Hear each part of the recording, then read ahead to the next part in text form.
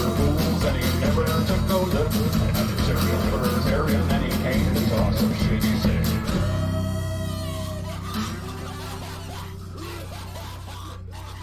Hello, how's it going? Welcome to this Sunday's edition of whatever the fuck this is. We got a name, we got all that shit. We're going to try and juxtapose it. There we go. How we doing? Welcome. Hi. How's it going? Hello. We got a great show for you tonight. We got all kinds of crazy shit going on, which, as you may or may not know, is actually kind of awesome. So, I love that shit. I love that shit. Yeah, welcome. How are we doing? Everybody doing good? Yeah, looks like we're doing fine. Good. Hello. I feel like we recorded. That's fine. We did that. That's cool. And now, there we go. Boom. So, what up, Mikey? How are you? Welcome. Welcome to this ordeal. Yeah, we can start now. Mikey's here. Thank God. Thank God. We were all so fucking worried. How are we ever going to start without Mikey? How's it going, guys? We doing good? I'm going to move this over to the other side. I'm doing all kinds of stuff.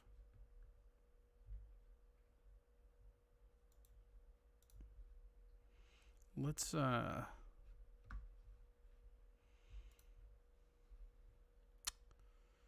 do we want to do? Thank you for watching. We're going to have a fun night tonight. This is going to be great. Let's do that up there. That over there. We got a new mic setup, so you'll see me glancing over here for a while. I think I'm going to actually move it over to here, so when I'm looking at it, it looks like I'm looking right at you. Because right now, it's just like, oh, let me look over here in the horizons. This is how I read now. It's like this. But, you know what? That's okay. Because this shit's going to be dope. Yeah, we got an interesting one for you tonight. It's going to be real crazy. Mikey, how the hell are you? Welcome. Welcome, Otsu for Silk.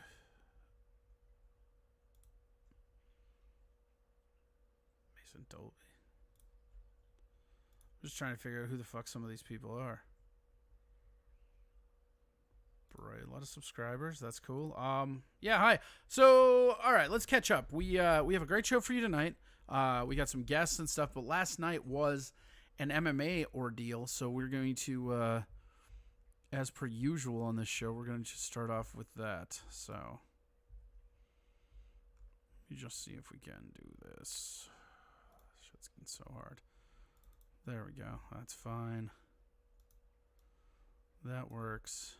We can do that. Oh, and we can just go full screen on them now, huh? Because I can do this. Right? Okay, so here's the thing. I've got a special new monitor that I'm still getting the hang of. So that's probably going to make some noise. Nobody cares. Let's go over to here to channel. Getting all our shit set up, baby. Hell yeah.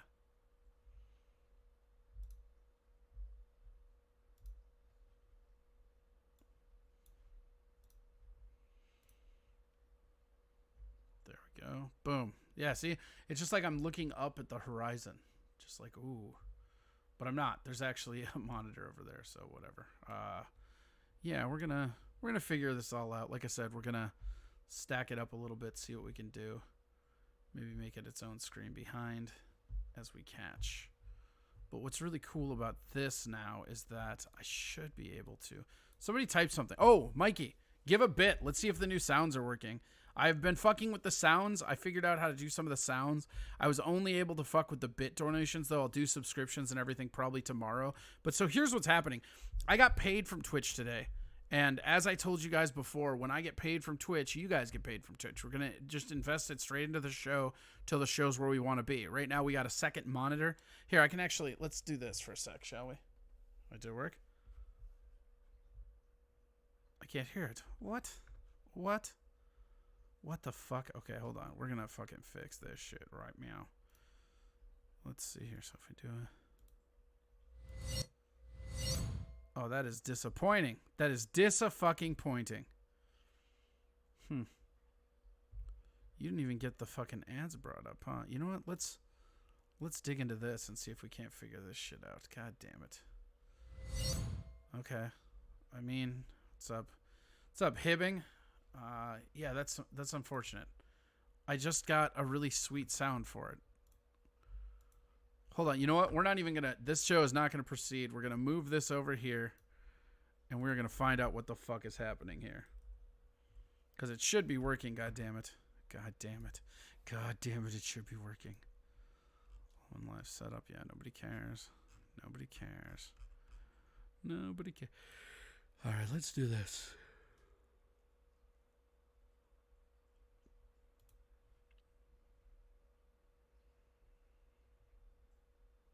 You know what? We're not gonna fuck with it in stream. We're gonna fuck. That sucks. I had it. It was so cool. God damn it. I'm so sorry. Apology accepted. All right. Well, that's really nice, you guys. So whatever. But all right.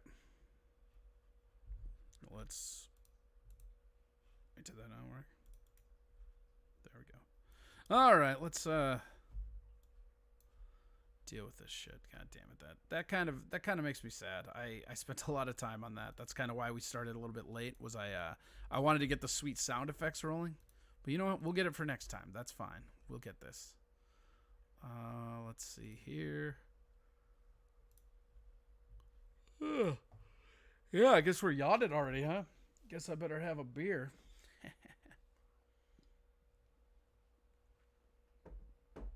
Oh, that's good. That's good.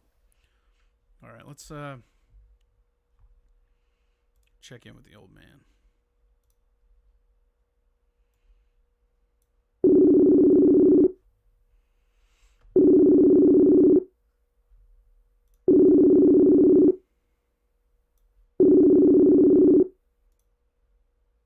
What's up, dude?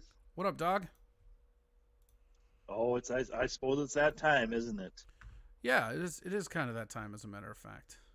Man, I'm slacking. I gotta go get the iPad and everything like that, just so I can stay in the know of what all these jackalopes are saying about me. Yeah. Oh yeah. You're worried about jackalopes? Well, the jackalopes that call themselves your listeners and Identify and yourself. followers, yeah. Identify yourself to the callers, Tom. This is Tom Shilstrom. I think you all would identify me as the crackhead. Yeah, that's fair. It's a fair criticism. I feel like we would. Is it a fair criticism though? Yeah, to say that they would identify you as a crackhead, I feel like that's completely fair, as a matter of fact. It's not fair criticism. It's a fair statement. Well, it's a fair fact. Is that what you want? I guess that would be all right. Crackhead. Good old big yawn there, buddy. Yeah, I'm trying to figure this shit out. It's got me overlaid on it. Oh shit, what happened here? Ugh. I got this green screen, right? Right. Hold on. Like right now, yeah, we can do it like that. Yeah, okay. So it's kind of funny because what's going on right now is that I'm just kind of floating on top of you in this picture. Yeah, I saw that. I fucked up one of the layers. I mean, this is the thing. I'm not very good at this. What happens if I do that? There, I think we fixed it. Boom. Don't do that. It looks like some weird mirror inception thing. It's fine. It's all fine. We're fine. There we go. I got a second monitor. Nice. Good for you. Yeah, so I'll be able to read the fucking chat room finally. Oh, you mean so your squinting eyes don't have to fucking dial in there? Yeah, I mean, here's the thing. You guys can all be cocksuckers if you want. I get that. But, like, the reality is, like, if you saw how tiny the monitor was I was trying to read off of, you would have been like, oh, I get it. Well, here's the thing. I call them jackalopes. You just call them straight assholes. I mean, come on, man. Yeah. Well, I feel like that's fair. Whatever. How many followers and listeners you got in tonight? Fucking none. Who cares? I'm at 11 right. Like, the problem is when I go live to fucking edit shit early on in the day, it doesn't issue any notifications. Oh, It's like a glitch on right. Twitch's side, and it's fucking annoying. So I can't live test anything, or my fucking numbers will get punished for it. Right. And it's like, Yeah. whatever. I don't really give a shit, but it's just fucking stupid. But this other monitor is going to be game changing. I just got to get the position right. I think I'm going to stack it up more by where the camera is, so it doesn't look like I'm looking. Oh, God, I'm just yawning. I'm all yawns today, man. Ugh. That's what happened, man. You spend all that time getting your stuff right, man. It's awesome. Well, though. I got my paycheck from Twitch, and so I was like, all right, I got to go out and put it back into the channel because that's what I'm going to do. It's a smart idea. Which reminds me, do you have Venmo? I don't have PayPal, but I can. Yeah, get a Venmo. You should have that Okay. anyways. Venmo's it's run by PayPal. It's just a much easier interface. Fair enough. Let's talk about them fights yesterday, Tommy boy. Yeah, I literally just pulled my notes out here. Oh did shit! You watch the Oh film? shit! Motherfucker's got notes up in this bitch. That's the only way I'm going to remember any of these fucking fights because I don't know half the fucking names on them. Actually, Mikey Two Milks, that is not a bad idea. He says that I need a second channel just for live testing. I like that. That is not a bad idea. I actually really, really enjoy that idea. Mikey coming through with the ideas. He's an idea man. Right, did you watch any of the prelims? What? Did you watch any of the prelims, or did you just go straight to the main? Yeah, I watched the ones until they bored me. Wait, so did you start from the start? Yeah, so I started from the start, right? And like, okay, that first fight, the Fiera one was okay. A lot of doing nothing that ended in a submission. The heavyweights. Yep. That was boring as fuck. And Mostly. the Courtney Casey one was really interesting because I was also bored in that, and then they got the submission, and I was like, how is that fight only 1 round long? It felt like it was an entire eternity. Yeah, that was. I thought the same thing. It was weird to me because it looked like Courtney Casey even popped her arm out of socket, or Barella, out of socket as she was letting go of it. So it looked like she was straining to, with the tap and everything like that. And then she kept her arm in a weird position. It looked like she came out of it fucking more fucked up than if she would just, relax and let the fucking arm come to her. So, I don't know. That stupid Italian bitch deserved to lose. Not that Italian. Whoa, buddy. No, I'm just saying, like, if she couldn't handle getting her arm let go of and to come back and just relax and shit like that, I mean, needless to say, she just deserved that armbar on her. But that was, those first two fights were boring as shit. Yeah, I would agree with that. And the rear naked choke in the second. I mean, that Mays dude just looked like he was overwhelmed because he's not clearly into jiu-jitsu or wrestling, because he got caught with a pretty basic rear naked choke. I mean, it was pretty clean that it got in there too. So it wasn't like he was really having to struggle to get that in for that submission win. So, I mean, honestly, this Dontel Mays was just overwhelmed from the start. It was pretty pathetic, to be honest with you. Yeah, I mean, I like the first two ones out of the gate on the prelims, I was like, this is garbage. I don't know what the fuck happened, but I will say this though, that Nascimento guy, I would like to see him go against like a Hardy or something like that, one that they're promoting, because I want to see him trying.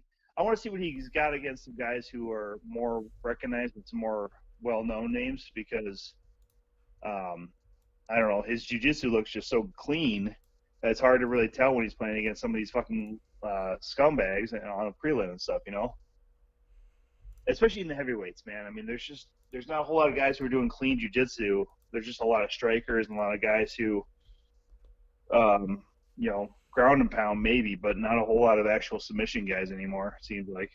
Sure. I mean, that makes sense, right? Yep. So you want to go straight to the third fight, which I think is fight of the night? Yeah, I mean, that was, I don't know if that was fight of the night, but I definitely would not be mad at the argument for that. That was a great fight.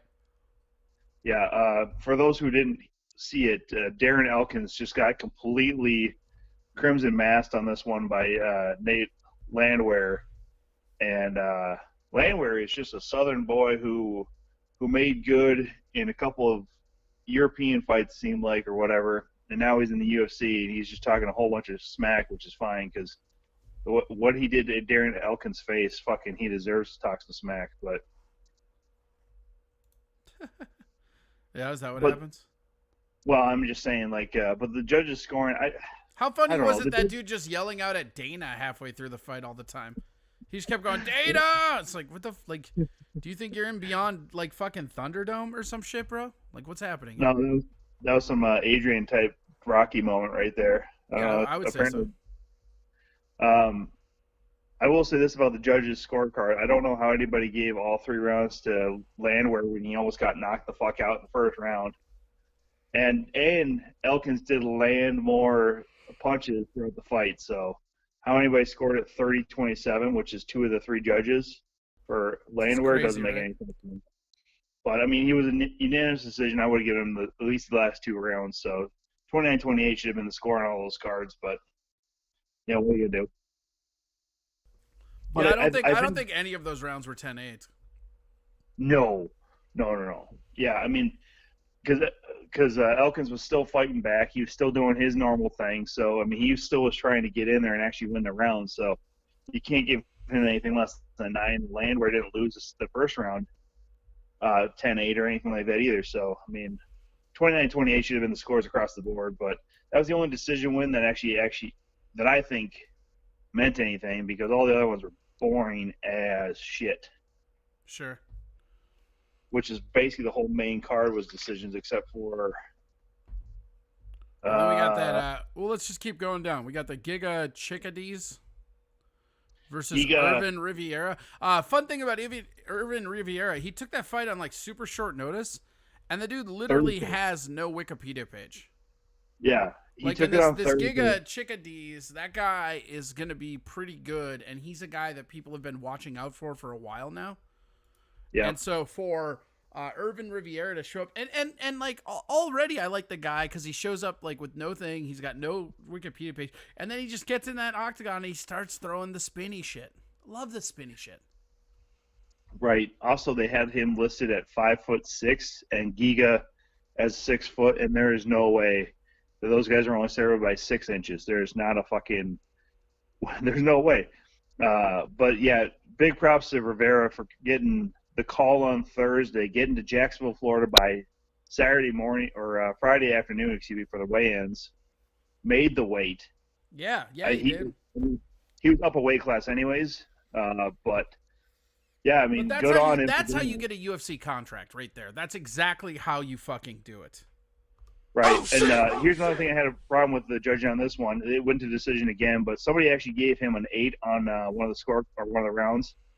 And I just don't think you fucking do that, man. Like, he still was trying every fucking round. So even if you have him lose, you don't give him a fucking 8 for not scoring a lot of strikes, just because he was keeping good distance, and it just didn't make much sense for a 10-8 score in any of those rounds for me. But again, what are you gonna do? Stupid judges. Stupid fucking judges, Tom. But yeah, no. Giga calling out Dana White, saying that they need to bring an event to Georgia.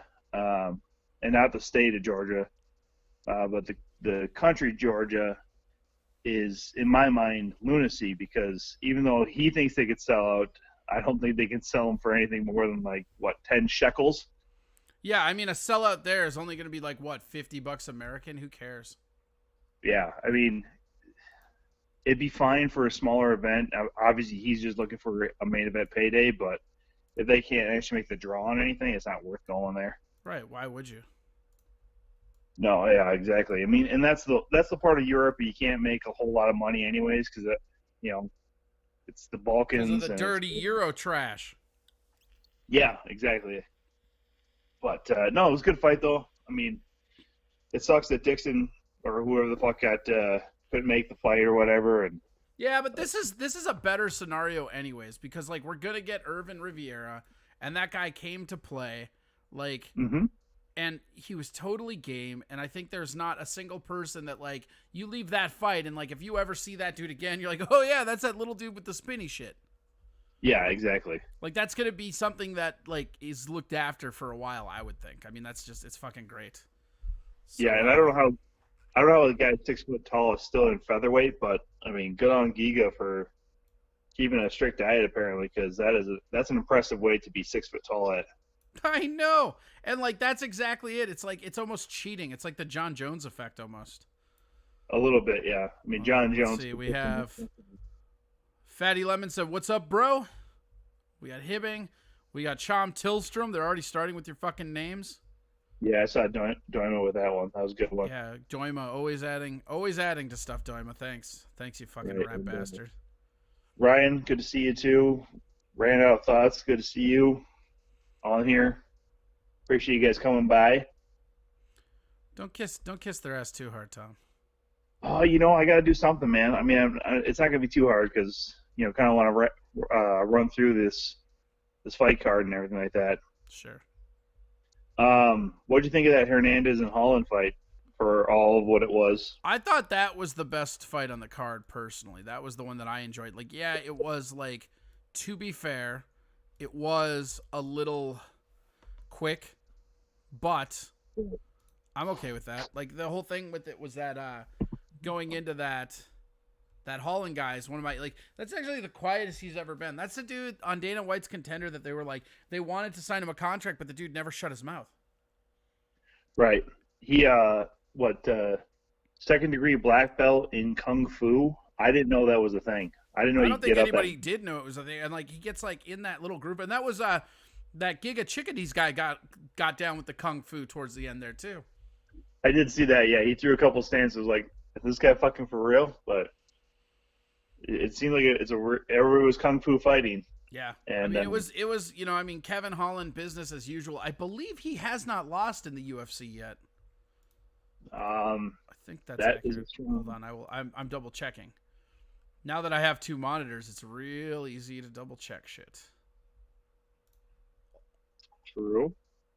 Yeah, this one was kind of a weird thing though to me because like I wanted to watch him fight the match that he signed, which was Jack Marshman.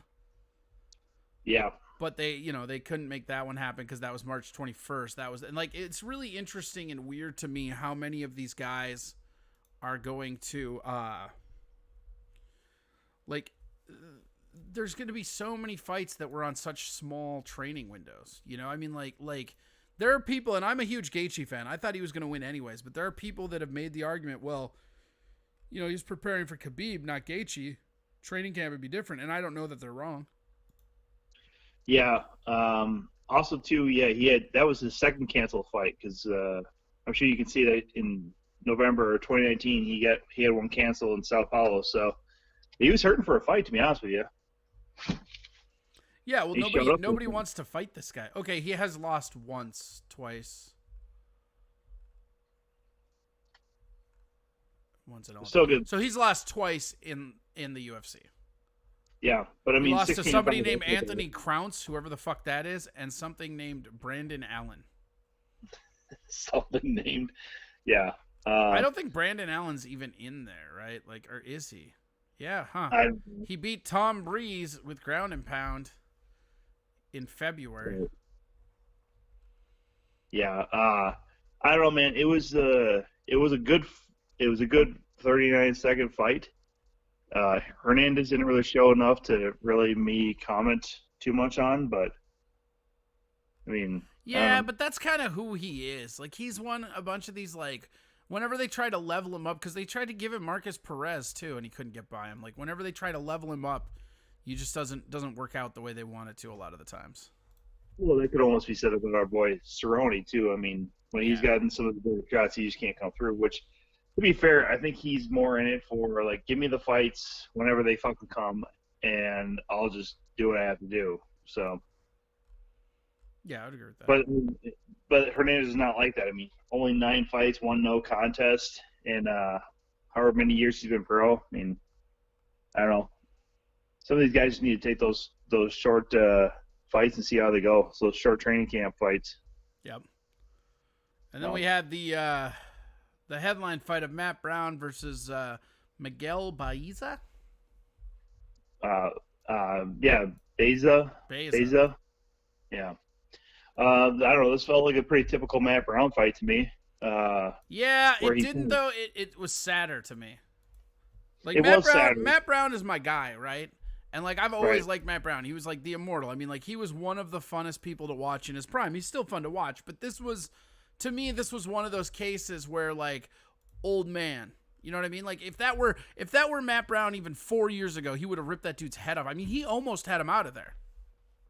Yes, he did. He did land a good couple strikes in the first round that really knocked Baez back, and I mean, Corey Adams, Rogue Thumb says, best place to send you a PM. Send it to Facebook or just here on Twitch. Whatever. Just send it. Did you already? There is a notification on Twitch. Did somebody?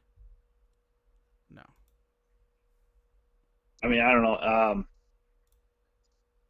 Brown's 39. and he kind of showed his age against a guy who's. Hey, Corey Adams, Rogue Thumb. The best way to PM me is to hit the subscribe button first. See what I did there, Tom? Exactly. That's a smart move. Smart move. No, no. I mean, yeah. Brown just kind of led with his head too much. He came in a little too quick there in the second round. And he just got caught. I mean, it just happens to be how he normally fights. He's normally. But, like, leans I don't into know the what it is about him, but like old man Brown fights with his and the commentators were even talking about this. He fights with his hands down too far. Yeah. He does, and I mean, his chin's just not what it was, because it always seems like chins go.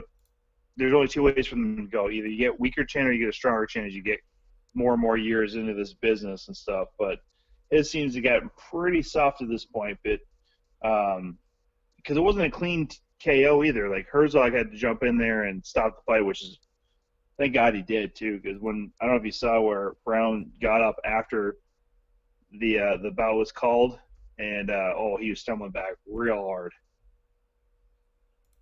So I mean, we can criticize all the time. It's just one of those things, where it's like whatever. Right, but I mean, it was a good stoppage. I thought. I mean, just because he wasn't going to be Corey able Adams, to. Rogue Thumb, send it again. I don't know. Just let me know who you are. I have like a huge Facebook inbox full of people that I ignore. So. Yeah, just get used to him ignoring you, everybody. Yeah, I feel like that's a life lesson. Yeah. Oh shit! Just like of being my friend is that like I don't care about anything. So like Right. whatever. Oh. Just because I have a phone on me doesn't mean I'm going to answer it or interact with it at all. Right. Look, the guy can't even spell his last name right. Jesus Christ.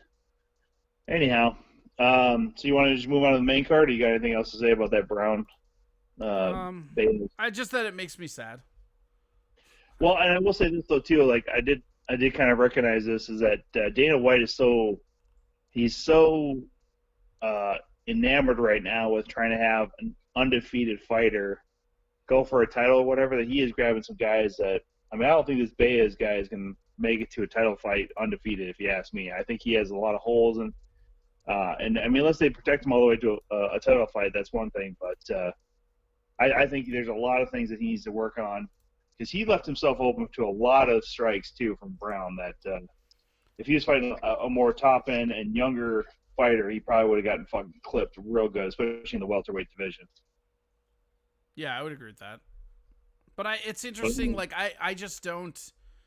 Like, here, I'm going to bring up the power ranking right now.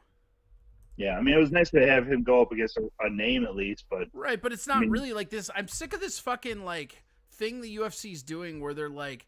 putting everybody over with names, which like I get the idea behind it, but it's like these aren't names that are getting anybody over. Like I just like people know who Matt Brown is, sure, but like I mean, okay, I'm looking at the stats right now, right? And like in welterweight, that victory didn't even get that dude ranked. Right. And like here's the thing is that weight class, I mean, I don't know. Why anybody even fights in welter or lightweight is fucking beyond me. It's so crazy. I mean, you literally have to get down to like 13 or 14 before you even see somebody like Alex Hernandez and Gregor Gillespie are the 14 and 15 in lightweight. Yeah. In welterweight, the 15 is Anthony Pettis, the 14 is Conor McGregor. Which is straight up disrespectful. Let's be honest about that. Yeah, I don't know. There's just too many. There's too many good fighters. Too many guys who've been there for a long time that have deserved those rankings for a long time too. And I don't know, man. It's just there's just too many fighters above you. So I mean, he needs to make a real run through welterweight or whatever to get fucking a title shot. In my mind, even at 9-0, I mean, he's still way behind because. I don't know. It feels like if you're in MMA for 3 or 4 years, you should almost already have 20 fights as a pro. Yeah, I mean, I feel like that's the way it used to be, but it's not that way anymore. Yeah, because everybody's really picky about making sure that they right. have And the then right you've got like, I mean, again, I'm just looking at these fucking rankings. Actually, here I'll put them on the fucking board over here. so everybody can see him. But like, it's crazy to look at these because you have like Pettis. Like, so this is welterweight right here. And I mean, like, you're down at 10 with Nate Diaz, Robbie Lawler, like Vicente Luque, McGregor, Pettis. These are monsters. Yeah. I don't even think Jeff Neal deserves to be up there. But then you have Michael Chiesa, you have Damian Maia, Gilbert Burns. I don't know how the fuck Stephen Thompson is still number 5, but whatever. Leon Edwards, I don't understand either, but Jorge Covington, Woodley. I mean, like, that's pretty... It's interesting that Masvidal isn't above Covington, and Woodley only slid down 1. Yeah, that's some weird rankings there. But, I mean, that's the whole thing. All those guys are just... There's some killers right there, though. I mean, that's... Like, Masvidal... Yeah, how is he not the number 1 ranking right now in that? Like, outside of Usman, but I would have put Jorge Masvidal number 1. Woodley, I don't know how he's still that high because I've seen him have some real bad fights over the last 2 or 3 years. So, but I mean, I don't do these rankings and shit like that too. So, I don't know. That's an interesting weight class to be in though, because even at 9-0, I mean, he's still so far behind right now, just because all these guys, you know, are legit badasses in front of him. I mean, and that would be a real name if he was to say take out like a Nate Diaz or. Right. And that was my whole thing, is that could do something very, very beneficial for his career. Yeah, I just don't see, like, I don't even know, like, Brown, like, how Brown even gets by it, you know? I don't know. You think he goes to Bellator? No, absolutely not. They're not, like, he retires in the UFC. They're not, I mean, he's one of those guys, they're, like, the thing about Dana, and Dana does not get enough credit for this, Dana is loyal to his guys to a fault. Like, he would rather have fucking, like, Diego Sanchez go out there and just get murked over and over again than send him to Bellator with what he views as, like, 2 good fights left in him. You know what I mean? Yep. And that's kind of the, like, way he operates. And Matt Brown, like, Matt Brown's one of those dudes. You know, there's not a lot of, because when, the thing that people forget about, you probably know and you probably don't forget about, but most people forget about the fact that when Dana came in, these fights were happening in the fucking parking lots. Yeah. I mean, what he did to grow this sport is it's unparalleled. It's not anything. It's absolutely ridiculous. Well, that's why when, you know, I've heard before, like, a lot of guys saying that Scott Coker did more for the sport of MMA than Dana White did. It was like, well, no, Scott Coker gave more opportunities to guys maybe, but not to grow the sport outside of taking out of fairgrounds and fucking parking lots and actually well, putting I mean, it I think that, like, splitting hairs on who's growing it the most. I mean, like, there's no lie that Dana got it to where it was, but a lot of that is also the Fortillas. But the main thing is that Coker, like so, you know, you have Don King. Dana White's Don King. Yep. But Coker's like the next guy up. Like, both of them. Like, I don't think it's fair to the conversation to try to give one guy all the credit. True, but I'm just saying, like, well, my argument is that, you know, when guys give Coker more... Ellie Mae says, Jeremy wants me to say hi for him. Tell him to start his own fucking Twitch and to say hi for himself. While he's in here, he can subscribe. Also, don't forget to go to Venmo, Corey Adam Comedy. Everything you give helps, goes to make this show better and pay my bills. Yeah, also PayPal, CoreyAdam@gmail.com. CoreyAdamComedy@gmail.com. Nice. Whew. Good stuff. Yeah, I'm getting a little better at those. It flowed real nice. No, you're right though. I mean, it is just you know, it's nitpicking. It's pulling strings that don't need to be string or be pulled or whatever. But I don't know. I think Dana White's done plenty of good work for MMA and getting to the point where it's at right now. I mean, just because, again, gotten away from the whole it's human cockfighting shit and giving it a better name, because now it sells at arenas because people want to see it. It's what it almost put boxing out of fucking business. You and I have talked about that many a times. The fact that boxing for a long time couldn't get any fucking fans to draw. I mean, boxing is, you know, UFC and boxing are so similar. They don't know how to make stars. They know how to sell tickets when they have stars, but they just both promotions, you either do or you don't have that star power thing. And they don't know how to create it. And they may never be able to. It might not be something that you can just create. People have it or they don't, you know? But you could make a very healthy argument that without a McGregor or a Ronda Rousey, the UFC isn't in the position it's in now. That's fair. I will say this though. I mean, they're definitely trying to make their own stars. The Well, UFC yeah, I especially. mean, of course, they're all trying. That doesn't mean that they're successful or that they can. You know what I mean? No, I'm just saying like a show with like the Ultimate Fighter or Dana White's Contenders. I mean, that's really what they're trying to do is find these fighters who are on the cusp of either just about to turn pro, just turn pro, or they're looking for one more key fighter or key result for them to actually get the call. Yeah. But Well, I mean, and there's also all the. But they also have all these minor contracts on like LFA and shit. yeah, but I mean, that's the whole thing too. Like outside of having the fight pass, a lot of people aren't hitting up LFA and or even really going out and trying to find anything with Invictus or anything like that. So, I mean, it's a moot point really because star building is so much tougher. Corey Adams Rogue Thumb, or Bob as we'll call him, right? The thing that he wanted me to say is a guy had a party and got a mark at work. He talked about it at work and was fired for it. The fuck? Yeah, where's the... I mean, that he had a in quarantine, or that he had a party, talked about what he was doing. This is the actual. I'm putting it up on the screen for people. Don't divulge his real name, even though he already did in the chat. What? I said don't divulge his real name, even though he already did in the chat. Oh yeah, whatever. So, this is a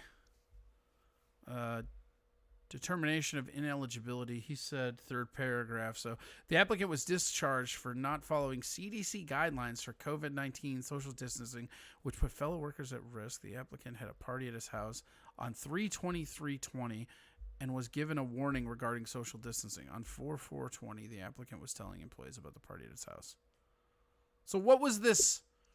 Oh, so he had more parties at his house. No. I mean, he talked about a party he had at his house. Yeah, that's absolute trash. So he literally had a party at his house, right? And then his work decided, hey, man, we know you're off the clock, but what you do has consequences. And then on 4/4, he was talking about it, so they fired him. Oh, look at that. And they're denying his unemployment benefits, too. Oof. Where's this? Ooh, man, he left the employer's name in there, too. Ooh, Jesus. Oh, man. You should probably actually take this down, Corey. Why? Just because it could turn into be a bit of a liability for you on your channel. Well, it's already in there. It's in St. Cloud. Nobody's watching. It's fine. I'm only just saying. Also, never say that. Now you've taken away my plausible deniability, Tom. Fuck. Sorry about that, but I'm literally just trying to say that it gets into a hairy situation like that. I know enough about communication law and FCC shit that you posting on here could end up being. I mean, good thing the FCC isn't applicable to Twitch, Tom, but keep going. Keep worrying about shit that doesn't matter. If I was on the radio, you'd be correct. Fair enough. Deny what I said, then I'm just saying. What I'm doing right now is called transformative content.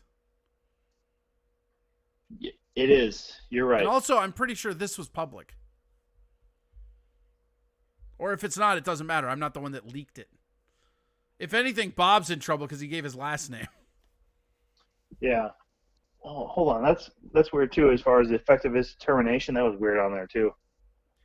Yeah, that's right. That basically you need to requalify like the next fucking day. Yeah, it's fucking crazy, right? Doesn't make any sense. I mean, if he's having parties or whatever, and you're saying he's to requalify after being terminated on 4/4 or 4/5 or whatever, and then he's to requalify for work on 4/6. What the fuck? That's a weird part too right there, but whatever. I don't know. I don't know enough about unemployment law, though, I guess, though, when it comes to that. I never fire anybody. I just, let them keep working as degenerates and shit.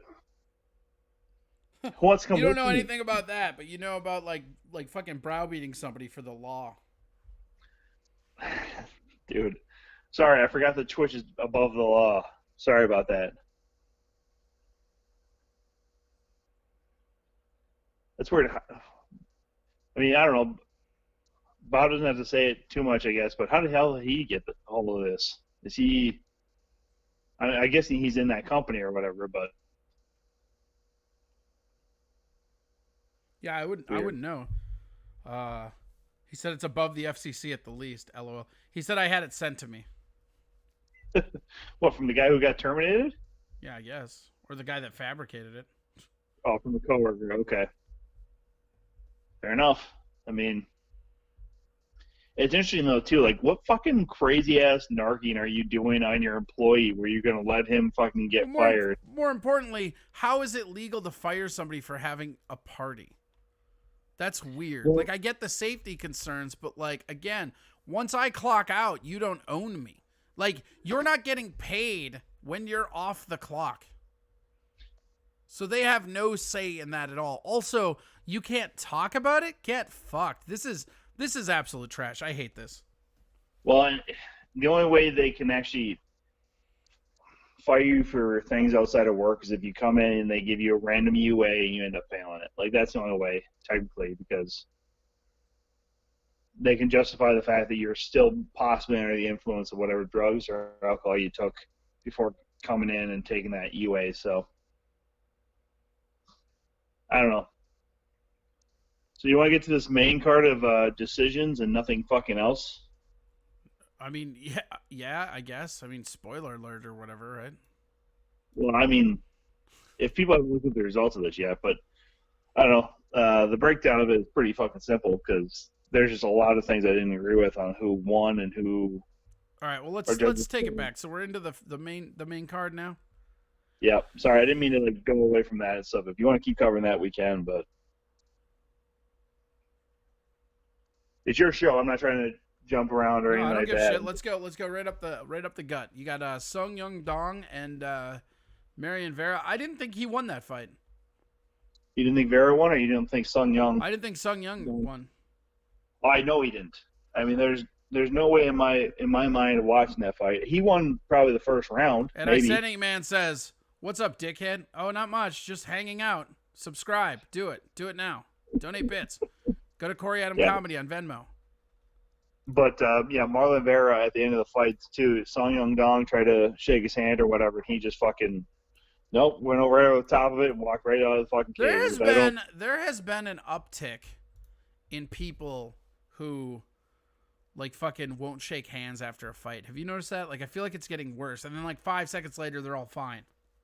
Yeah, I think honestly, like, people get so frustrated with how things either are stopped, like a quick stoppage I can understand, and then the judge's decision, they think it's like based off of the other fighter. No, I mean, they're not.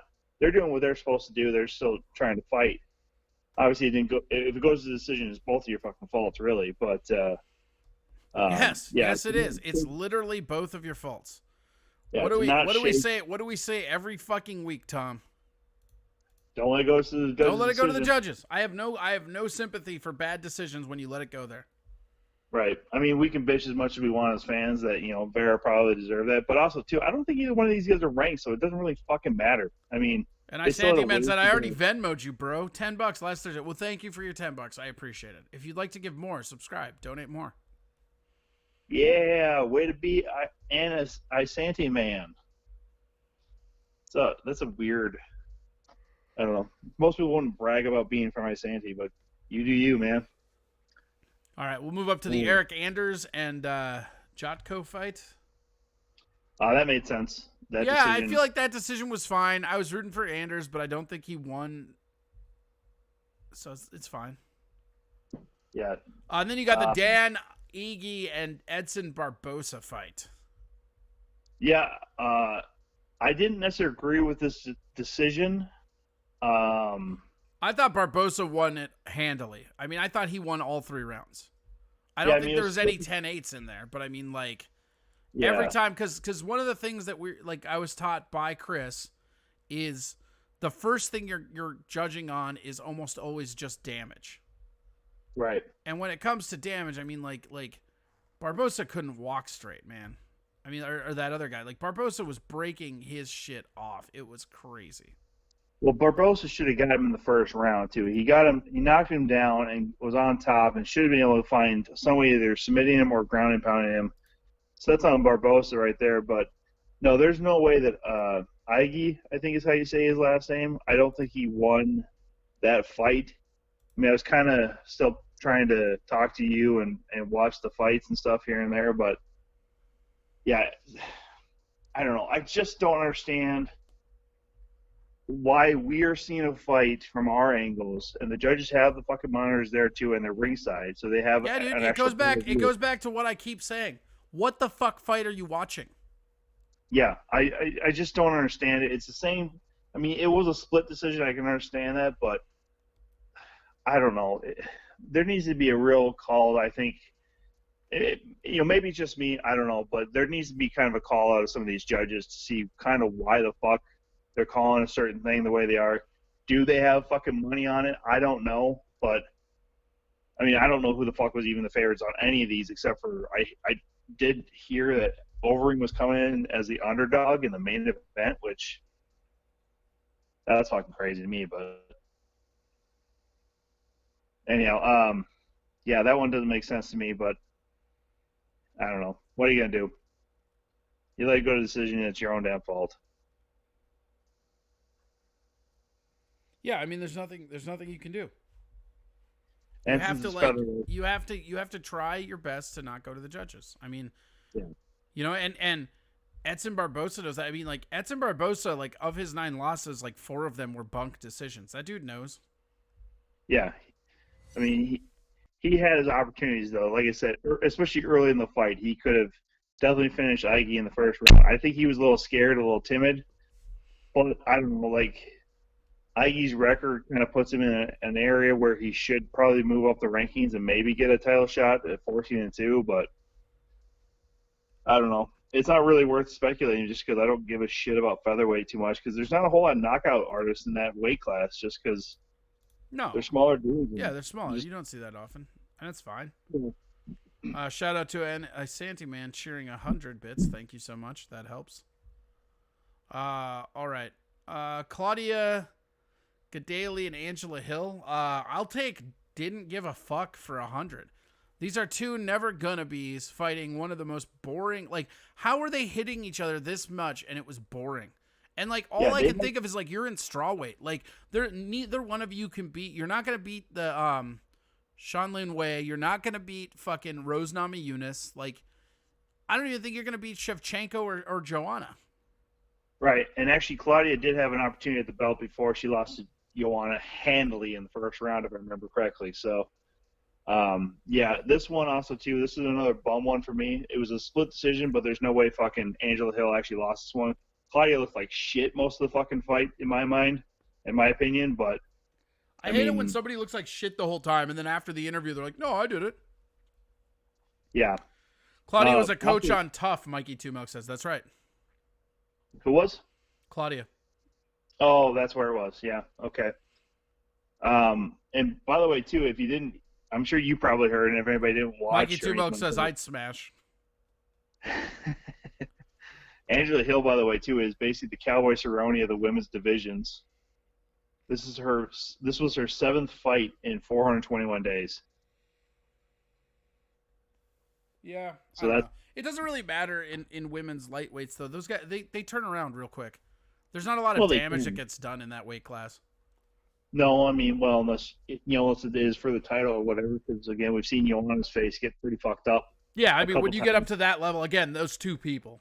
From time to time. Well, Rose's neck too, I suppose, got pretty fucked up, but that's a different story. So, I don't know, man. It's at this point of the card, I was literally just like, somebody needs to fucking put this main event on it so I can go to fuck to bed. Like, well, you remember when you and I talked about it, and you're like, "Oh, are you going to be watching it and delaying the stream?" I'm like, "No," because there were only 3 fights I gave a shit about on this entire card. Like from the prelims all the way up, or what? Yeah, the Matt Brown fight I thought would be interesting. I always like to see Barbosa and Overeem. The Overeem Walt Harris one was super interesting, like to me, just from the storyline of it. But like, I ended up getting. I mean, I think that Elkins Landwehr, like that one might be the best one. You're right, as I think about it right now. Well, I mean, just because of the amount of blood that Elkins. I just like that gave him Riviera a- one because that dude basically got a phone call and was training at a YMCA, and then he stepped up and like I wouldn't say he almost won, but he definitely proved he deserves to be there. No, that's exactly it. I mean, the guy is definitely a fighter. Of course, you and I always, anytime somebody gets a call last minute and they're able to make that fight, make that weight, fuck yeah, dude.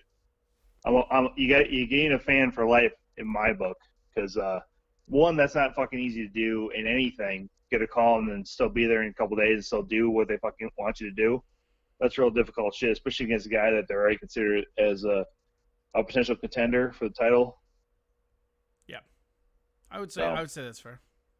Yeah, so let's just move to the main event then. Yeah, let's do it. Well, obviously, I mean, I don't know how many times people need to see the promo about Walt Harris. Right, like, isn't it, like, I get kind of mad at the UFC sometimes because they're like, oh, we don't want to be that. Like, when McGregor and Khabib were fighting, they kept saying how, like, the bus incident was horrific and they didn't want to relive it and they wanted to be more classy than that. And then they just showed, like, 2 or 3 minute fucking vignettes on the entire fucking thing all the time. And I think that there was a lot of that in play with this shit, too. And I told you that last night and the night before, where the real reason I wanted to watch that fight was because I wanted to see how hard a man would hit another man when his daughter was brutally murdered. Because I would think, again, I don't have any kids or anything, but I would think as a father, that has to be the absolute worst case scenario for anything. Oh, yeah. And then on top of that, you're a fighter, so you're training, you're visualizing. And that was, like I told you, I wanted to see what happened because there's no way that Walt Harris wasn't going to hit Alistair Overeem as hard as he fucking could. And he did. It ended up not really mattering, which is sad. But you know what? I got to say, it kind of makes me respect Alistair Overeem a little bit more. I mean, what kind of villain just shows up and like, yeah, I really respect this guy, but, I have to smash. Well, and he knew he was going to come in a poor light on this one. There's really nothing he could do. So, I mean, he was just honest that he's there to do a job. Well, he said the quote that I love that he said that I thought was the coolest thing ever is he said it would be disrespectful to Walt Harris to not try his hardest. Exactly. I mean, that's the only thing you can say that no one's going to, like, dog you for, because you can't just lie down for a guy to get the fucking victory. This isn't fucking wrestling and shit like that, you got to go out there and you got to do what you can to get the fight and to get the win. And, he wasn't going to lay down, but they both came out a little timid in the first round. I think that's also because Overeem kind of knows that Harris can show one-punch knockout power, and he knocked him down real quick in that first round. And I think Harris was kind of laying back a little bit because Overeem's a dangerous fighter, man. Obviously his record shows it. 46-18 with one no contest. That's insane. And the guy's been fighting. Like you're looking at that, like that's. Let me do some fucking math in my head real quick. I mean, that's like almost 75 fights, right? Was that 74? No, 64. I'm so bad at math. It's 65. I mean, the no contest doesn't count technically, but yeah, he's been in the ring. The no contest isn't on his record though. Right. They marked the one no contest. I mean, he did show up for the fight, is basically how they say it. So I mean, he stepped in the ring, if you will. So, but yeah, 64 fights. But I mean, like on his official Tapology page, the no contest isn't even mentioned. Like he's just straight up 46-18. Yeah. He turned 40 today. Happy birthday to Alistair Overeem. And 46 wins in 40 years of life is a pretty good record as far as MMA goes. I just think it's funny that, like, again, now Overeem won again, and this is what he does. He'll win a couple, and then he'll lose, and it's just like, just when you think you're getting him out of there, he comes back on. I mean, like, and it's like, his last, like, so this is what's crazy about him, right? So let's see, how far back do we go? We go to here. Okay. So since 2016, right? He's lost 4 times. Okay. So he's lost basically once a year while fighting 3 times a year. Right. And in 2016, he had won before that. Right. But so listen to this fucking absolute just like killer base. So he loses to Stipe Miocic. That might be the GOAT of all time heavyweight. So there's no shame in that.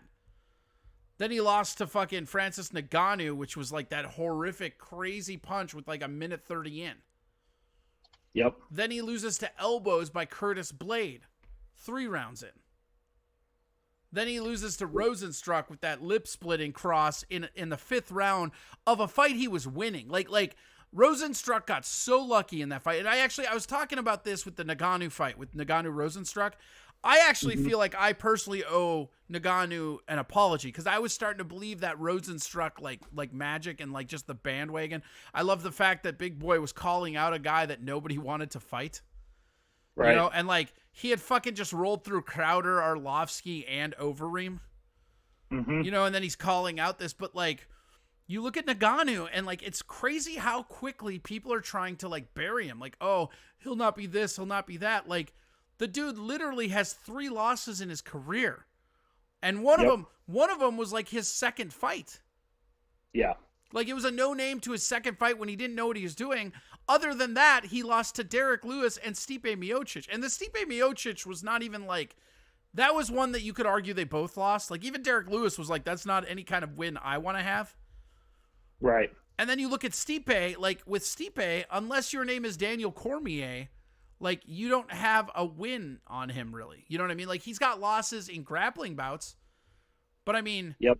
You have to go all the way back to 2012 to Stefan Struve before you find another knockout of Stipe, you know? Yep. Because then he changes things, and then he just goes on his little tear. Oh, and I guess Dos Santos, but he avenged that one. Well, and you know, honestly, actually, that Rosenstruck fight with Overeem, actually, that was supposed to be Walt Harris that time. So that's just, you know, that got pushed back. So, you know, because Overeem was not going to fight Rosenstruck, because that was only, I believe, 15 days after the disappearance of Harris's daughter, I believe, something like that. So he had already pretty much pulled out of that fight. So Rosenstruck was kind of short notice. And, I mean, obviously he goes 5 rounds, almost all the way to completion. And you're right, Overeem would have, he had that win except for that fucking just gnarly fucking cut, which I'm surprised his lip was healed enough to actually clear for this fight, to be honest with you, because that's that fucking stitching you can still see on his face, like that scar and everything. So, and Harris did give him another cut over the fucking left eye too. So I mean, he'll have another couple stitches to put in, and I don't know. It wasn't all that bloody a fight for the most part, but I mean, it definitely did the trick to at least warrant that card existing, I guess. This is kind of a cool stat with Overeem that I never knew. Overeem is one of only 2 people to hold titles in MMA and K1 boxing at the same time. Right.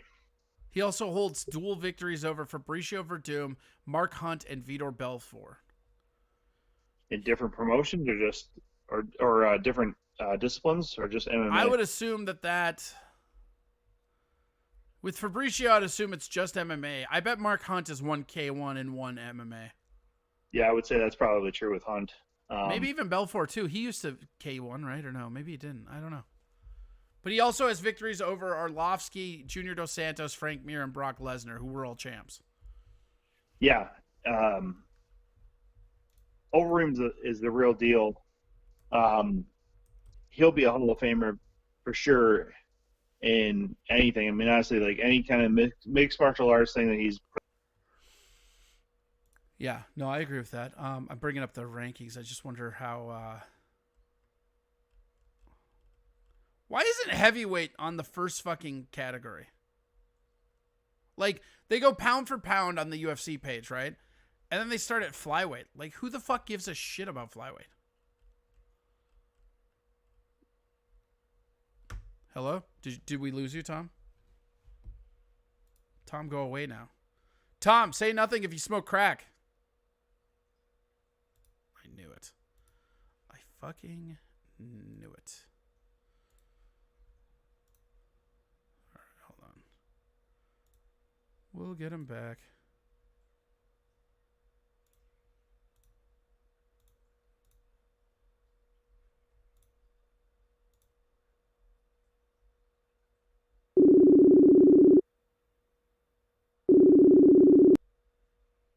I don't know what happened there. Whatever. Just bullshit, Right. as it does. Let's see here. What's the best match you've watched? Like all time or recently? Knew it. Verified. Oh, from Bly Dog. Skull Fox says That's Team Tom. Nice. I don't know. That's I mean, exciting. best match I've like best fight ever. I'm really hard pressed to not say it wasn't that Bobby Lawler Rory McDonald 2 fight. I love that fight. That is pretty good. Also, Czech Congo and Pat Barry is real good too.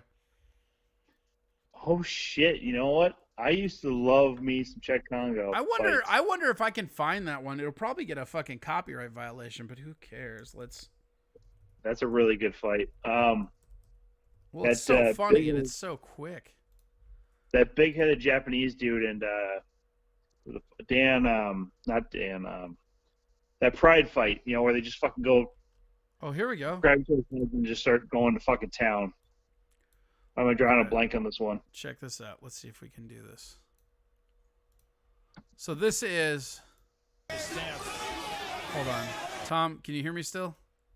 I am. I can hear you. Yeah. Just mute it, and go over to the thing, or I can call you back. If you mute your volume on, or I'll mute your mic. Turn up the volume on the other thing. Okay. All right, go ahead. We'll give you a sec to. So this Bly Dog. This is. I don't know what it is all time, but this is one of the best knockouts you'll ever fucking see. I mean, it just does not get better than this, in my opinion. Here we go. So watch. So yeah, that's one of the best. I mean, we'll wait for Tom to get back here, because it should be back pretty soon.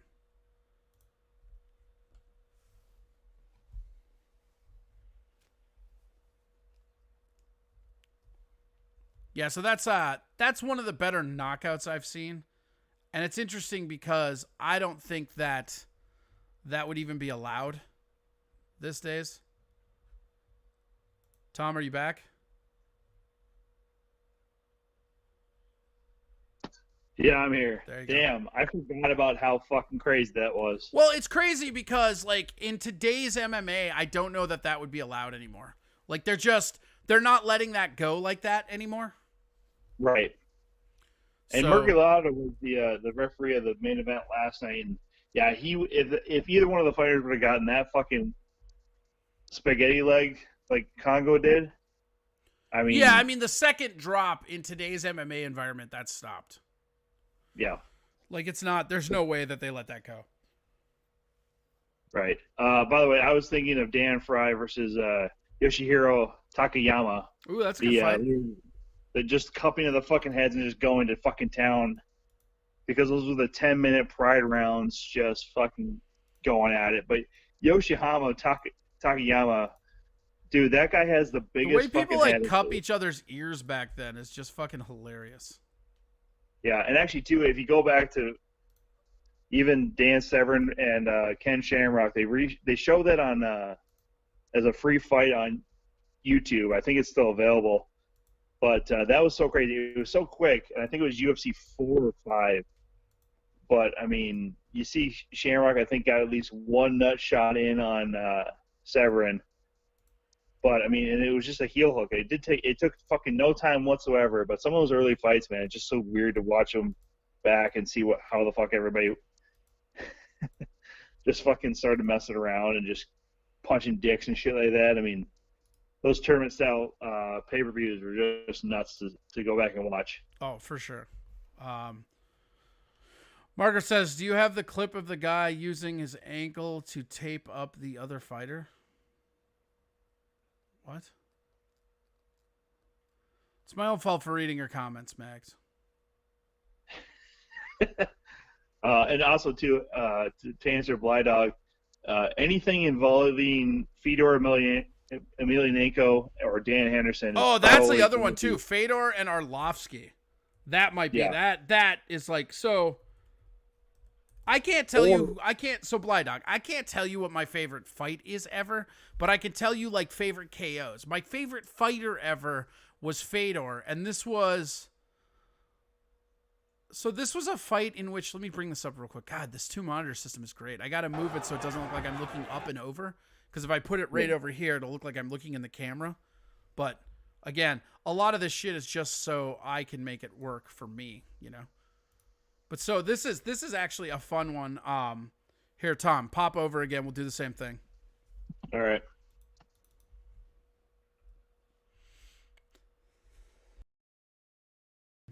All right, go that over here. Yeah, watch this one. This one's crazy. This is one of my. So again, this guy here. This is Fedor, and Fedor is probably the greatest MMA fighter ever. This was a fight where he was getting his absolute ass kicked, and he's the guy, the balding guy with the short shorts, and he was a Russian Sambo heavyweight. He went like something like 20 years, 15 years, never losing.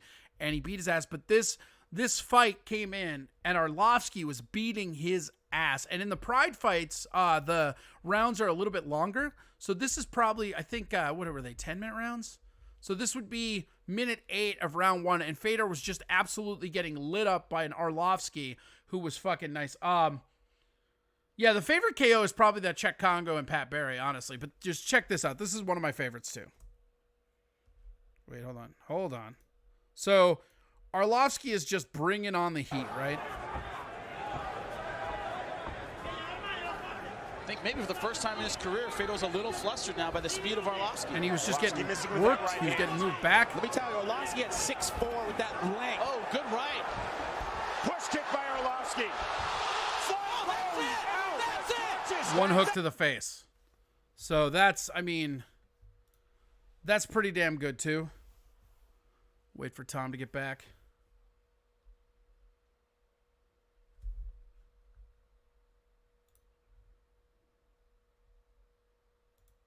All right, I'm back on. Oh, my goodness.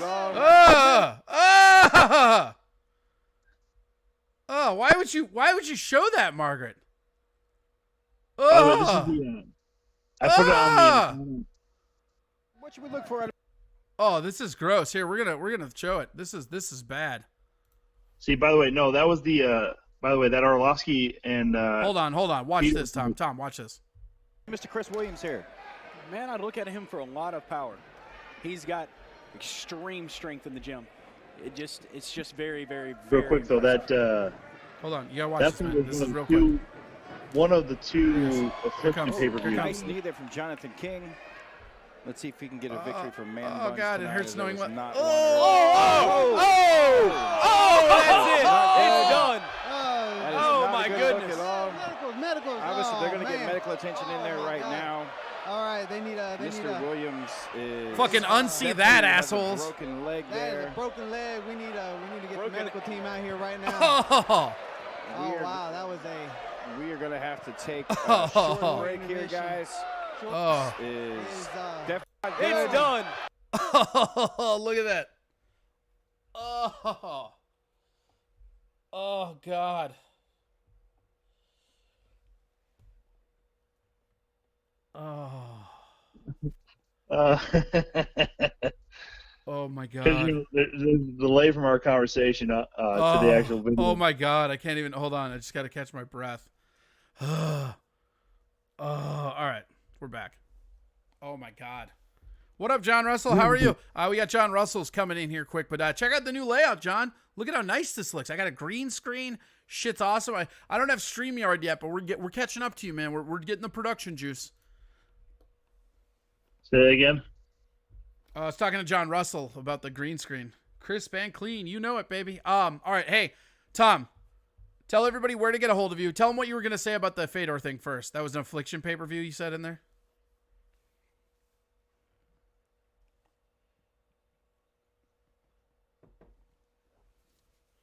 Hello, Tom. Hello, hello, hello. Is there any Tom out there? Well, all right. I guess this just doesn't work. Sorry, buddy. Let's, I don't know what the hell. Yeah, all right. See if that works. Hello? Hey, man. Sorry it dropped. No, Like, you it's was getting all fucking those weird Facebook. fucking It's things. fine. It's not your fault. Yeah, that's pretty bad. I mean, I've seen worse. Like that Anderson Silva one is real bad because of the replay. Right. But I mean, that was pretty crazy. All right, hey, I got other people to get in. Just a quick thing. What do you think is next for Overeem?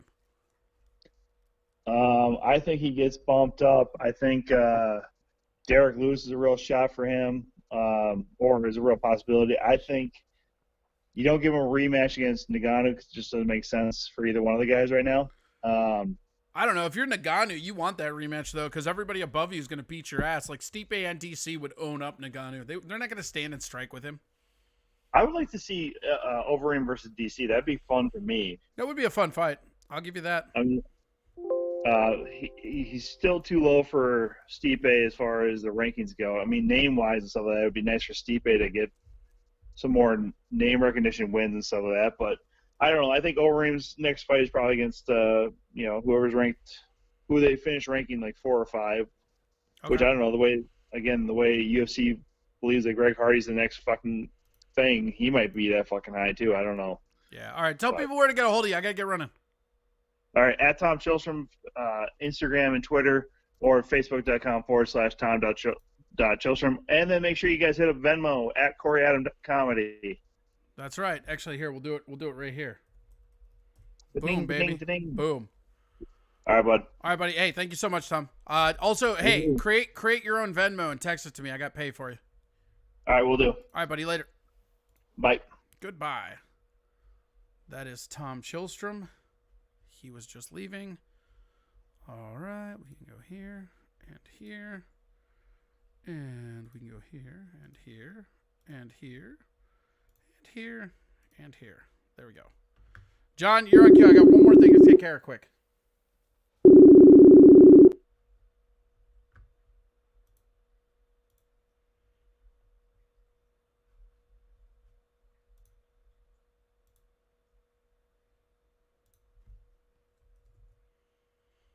Okay, I guess not. It's real weird. No answer.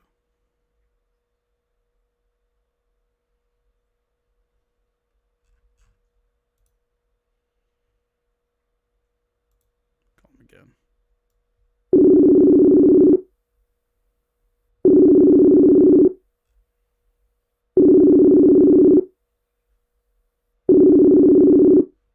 Well, he's not answering, but he's typing. You out of here?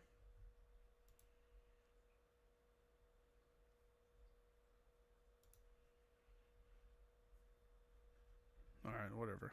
Hold on.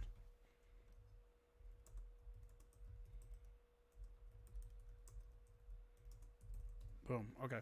All right, where is Russ?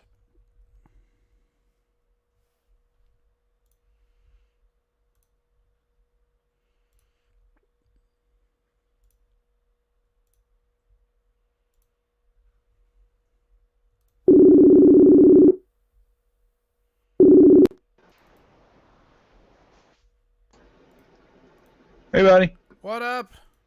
Everything's up, man. Good. That's pretty dope. How are you, sir? I'm very good. How are you? You know, not too bad. Just talking a little MMA.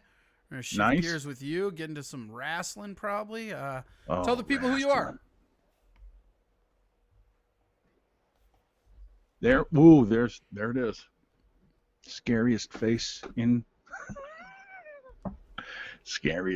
comedy. Margaret. Caesar Slaw, that's right. You got it, man. If you're not trying that recipe out, son of a bitch. I don't know where you're living. You really endorsed that slaw recipe. I'm going to tell you, I endorse it because it's good. I get nothing out of it, but it's good. There was a woman watching, because I give it out all the time, right? There's a woman watching from Alabama that's going to start using it in her catering kitchen. That's cool. I should get paid something for that, but I probably won't. So, anyway, it's awesome. I got to tell you, first of all, thanks for being on the show with me last week. Yeah, dude. Huge. No, that was a lot of fun. I had a blast. It was so much fun, and a lot of people watched. And as you know, my mother watches and gives out reviews, and you got a as good as it gets from my mom. He seems like a nice guy. That's it. Well, I'll take that. That's fine. Yeah. All right, we're just resizing your picture to get it right over here. We got the newscast style going on right now. I know. I like it. Fucking around with all my settings. I got this green screen now, so it's like kind of everything opens up to do whatever. Like it's really like obviously you have a very good program where you don't necessarily need to, but it's amazing. Margaret Blaylock says, "Angry Benjamin Franklin perfection." Yes, it's Skull true. Fox says, "I'm in love with this guy's voice." Well, you know, I used to be a professional, so Yeah, well. professional sex talker. Oh yeah, let's hear some sex talk. Hey, baby, I got a boner. That's good. Story checks out. I'd hit it, man. That's good. What are you gonna do with that boner? I'm gonna put it in my pocket Oh, until you I missed need the easy it. one. I'm gonna bone. Oh my God! You were supposed to say I'm gonna bone. I haven't been doing that for a long time. Oh my God! It's unbelievable. So you guys were talking about MMA. You and I talked about a little bit about wrestling. Yeah. And I feel like the last episode, your wrestling stuff got cut short, so I wanted to have you on here again to just talk about it. Well, yeah. So obviously, there it is. Double. That's twice as good. So I do a show at 1:00 every weekday interviewing comics, and I got another great list of folks this week. I got Will Spotted Bear, Tiffany Norton, Willie Farrell, and Peggy Miller. So that'll be great. But I also do every week a pro wrestling show with one of my buddies who's very well hooked in with the WWE and other places. He does a podcast with Wes Briscoe, who used to be in Aces and Eights at TNA, among other things. He had a little bit of a chance at WWE because his father is Jerry Briscoe, one of the Briscoe brothers. And he goes down to the Hall of Fame every year in Waterloo and does interviews and live streams and all that kind of stuff. So he and I do this show every Tuesday, and we talk about stuff. A couple of weeks ago, we had on get this, Corey, you're going to love it so much. We had on the biggest professional wrestling show, the guy that runs that in Portugal. No shit. Yeah. That's awesome. This is how this stuff works. He just happened to be looking around. He found our show. He liked it, and made some comments, and we got to talking with him. And it's like, come on with this, man. I have to address this. I swear to God, Margaret, I know what you're doing. Stop that. She just put WWF Friday Night Raw right now. It's hilarious right now with no audience. It's WWE and it's Monday Night Raw, motherfucker. Go ahead. It doesn't make any difference. The fact of the matter with WWE is their ratings are absolute shit right now. Because they're the worst product on television. They're you're getting to the point now where, actually, I take that back. They're the second worst product on television. The worst one is Ring of Honor currently because they got all their talent poached. Yeah, and well, not only they have all their talent poached, but they're just running best of stuff. The last time I watched Ring of Honor, it was Marty Skrull basically kind of going over his best of their matches. Only superstar left. Like that guy. Well, the fact that guy's still there, it's only because he copyrighted Villain Enterprises and can do whatever he wants. But I mean, that's their last hang their head on superstar. I mean, 2 years ago, Ring of Honor was fucking crushing it. Oh yeah, they had everybody. All the people that are over at AEW, well, not all of them, but a lot of them. Adam Cole, a lot of the folks that were over at NXT. Both Super Kick brothers. Yeah, the Young Books. The Brascos. Oh yeah. Oh, the Briscoes are still there, right? I thought one of them left. Maybe, I'm not sure. But I think what's his name? Jay Lethal. I think that guy's still there. Well, Jay Lethal's still there, and he probably won't ever leave again. Right. He honestly, he didn't.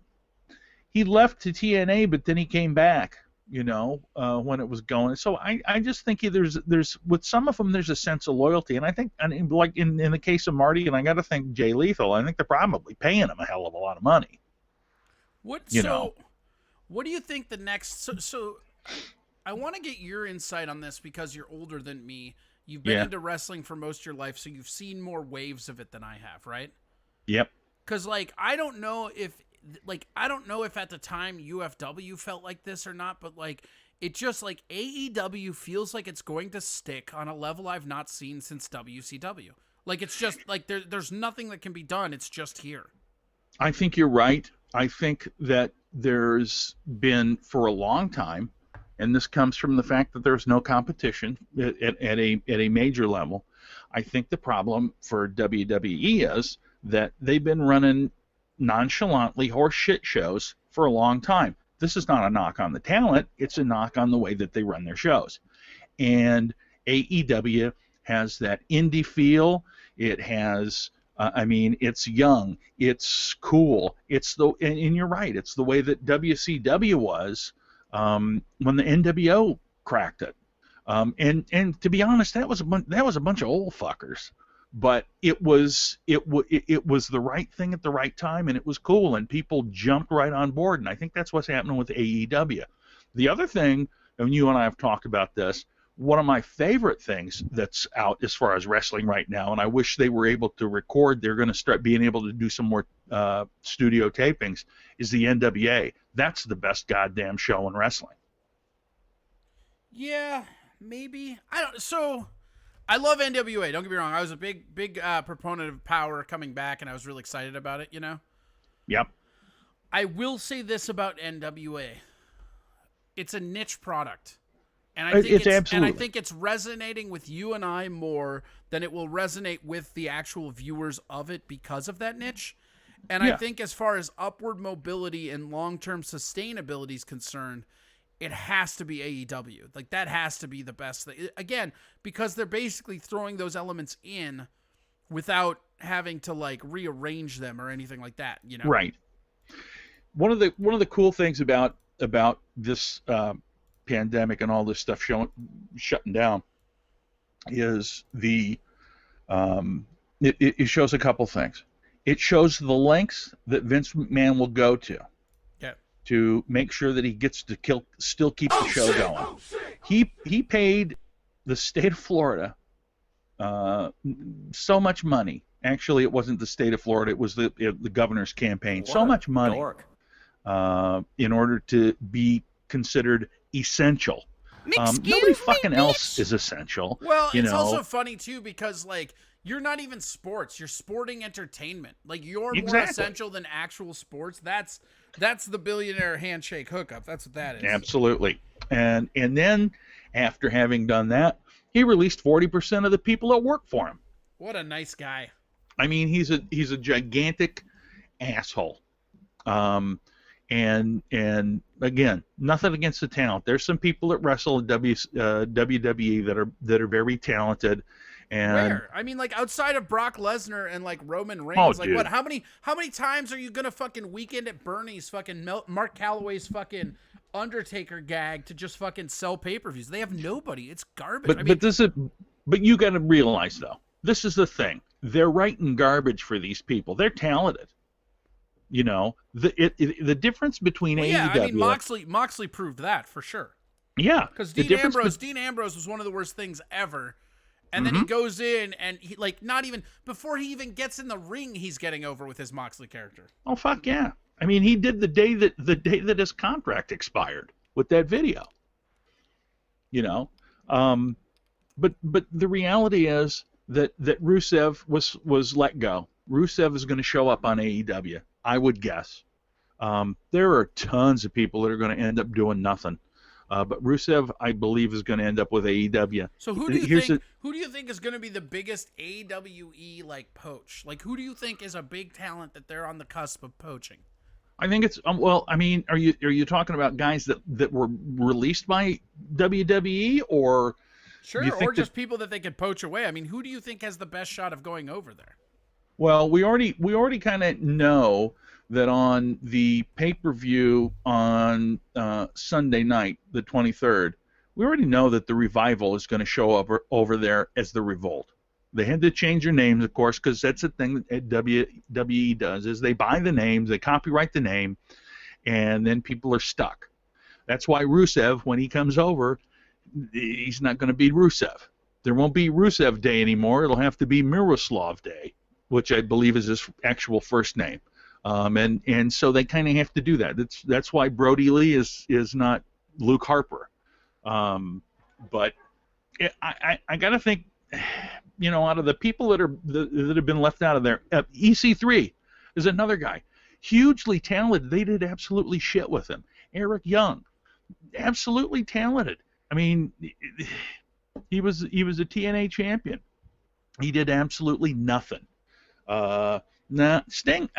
The only thing Sting is going to do, Tom, is he might hand out a trophy. He might do some. He's not going to do shit over there. Sting fucking sucks. I'll say it. Sorry. I know this is a very controversial take, but again, it goes back to, and I think I talked to you about this. If you have a finishing move that involves anything with like leg submissions, get the fuck out of my face.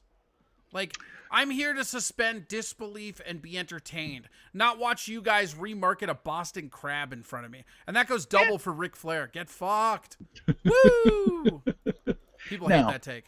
To be fair, in the history of wrestling, as things have progressed, you got guys kicking out of shit right now that 20 years ago were finishers. Oh, don't get me wrong. People need to stop kicking out of finishers. That is probably my biggest pet peeve of modern wrestling right now. Like, you get the false? Just fucking stop it. They're like why is it a finishing move if no one ever gets finished by it? Exactly. You get the false finishes, and then you get the most devastating move in all of professional wrestling, the surprise roll-up. Tom says, I know, but nostalgia, baby. Nostalgia. Sting's honestly, man, Sting's not going to go to AEW. There's no, they have nothing for him. I will amend this. Face painted surfer Sting was okay. Yeah. But like Crow in the Rafters Sting, like, who cares? Like, he didn't like every other fucking pay-per-view and every other show, you're just going to show him standing and watching. You're not actually going to use him. Like, how bad are you trying to make The Undertaker? And you already had Raven in your promotion at the time. Just let him do that. Don't rebrand somebody. Well, anyway, point being, the difference between AEW and WCW is that, in my opinion, they've already seen that and how it failed. If WCW had a brain in their head and it was absolute mismanagement that caused the whole promotion to go down, I don't think that's going to happen with AEW, because these guys are protecting the business. They're protecting what's going on, and they seem to be very... I think that's because the people at the top are wrestlers. Well, yeah, but let's be fair. It's a lot of people compare it because Hogan and Nash and a couple of the other wrestlers were actually booking the stuff at WCW, and that's one of the problems. You can't be paid an insane amount of money and then book yourself to win the fucking every goddamn match. And that was always the thing with Hogan. That's why it went to shit, because Hogan never should have won some of that stuff. I mean, honestly, I'm absolutely 100% surprised that the Young Bucks have not won the AEW title yet, the tag title. But you know what? It fucking makes sense, because they're being very, very careful and want to do things the right way. Yeah, well, again, I think it's just, because, especially just because of the background with Cody and Jericho, I mean, like, they wanted to build a promotion that was like the anti-Vince. I mean, that's what they did from the ground up. Yeah. And to be honest, when I because I'm doing... God. Wait, there we go. Okay, hold on. So I don't know if you caught the beginning part of the show. No, I was over... So I got this green screen, right? Yeah. And then today, I was looking at lights, because I'm going to need 2 more lights to light the green screen up the way I'm supposed to do like really crazy weird stuff. Yeah. And I was in Micro Center, and they had a monitor that was on sale for half of what they normally cost. And so I got this like 23-inch monitor that goes up and down. Oh, wow. And so the thing about it that's crazy is, like, for the first time ever, I actually have a second monitor. Yeah. So I don't know if you are you just on one monitor for your show? Yeah. It's fucking crazy. Tell the people about your show. Actually, promote your show. We forgot to do that. Well, every weekday at 1:00, I promote. I interview local, regional, and national comics. It's become fairly popular. We stream it on Goonies Facebook page. We stream it on my page here on Twitch. We stream it on YouTube, and we stream it on Twitter Periscope. But usually it's about an hour, and it's a lot of it is people that I've worked with or that I know that I haven't seen in a long time, and so it's kind of a catch up and also kind of a little career retrospective for some of these folks. I mean, some of the younger people like Aaron Isaacs I had on. Who hasn't been doing comedy that long, I mean, he doesn't have a whole hell of a lot of hell gigs to talk about. But I'm in the process of talking about maybe doing some best ofs, because now I've done over 40 of them, and there's some really cool stuff. Like I had Michael Callahan, who's also a magician and a mentalist. He did a card trick with me on the air during the broadcast, and it absolutely blew my mind and everybody else's. Literally, he had me open up a brand new deck of cards, and I went over to Walgreens and bought a deck of cards. Didn't open it until we started doing the thing, and it just absolutely freaking floored me. Oh, he's a great magician. He is what he is. I've told him this to his face, right? He is a great magician. He's above average comedian. Oh yeah, exactly. And I can't imagine what that thought process is like, to know that you're better at something that you'd rather not do. Oh yeah. You know what I mean? Because the thing that I've always respected ever since day one with him is that he talks about how he didn't want to be one of those magic comics. And he never was. He would write jokes. He would bomb on his own pretense. And I have never seen him bust out a magic trick to stop from bombing. I have seen him bust it out in the course of his normal routine, where he's like, somebody says something and he's like, "Oh yeah, no, we can do that." It's like your encyclopedic knowledge about wrestling, right? Oh God, yeah. You're not gonna just volunteer it, but if it comes up, oh okay, let's talk wrestling, And I mean, Yep. I'm gonna have you on here a bunch talking wrestling, because Jaffe does that. We love wrestling here. Yeah. So here's the thing about Michael Callahan. A lot of people don't know this. He is actually very close friends with Teller from Penn and Teller. And I don't know if you got to watch this, but I knew this long before, because I was hanging out with him a few years ago for his 40th birthday. He went to New York, watched a show, and then hung out for a couple days with Teller. His wife hooked that up as a surprise to him. He and in the way that he met Teller was that he went to the show when Penn and Teller were at Mystic Lake, and afterwards stood in line, and he said, I waited to the very end and showed him a trick I thought I might want to start selling.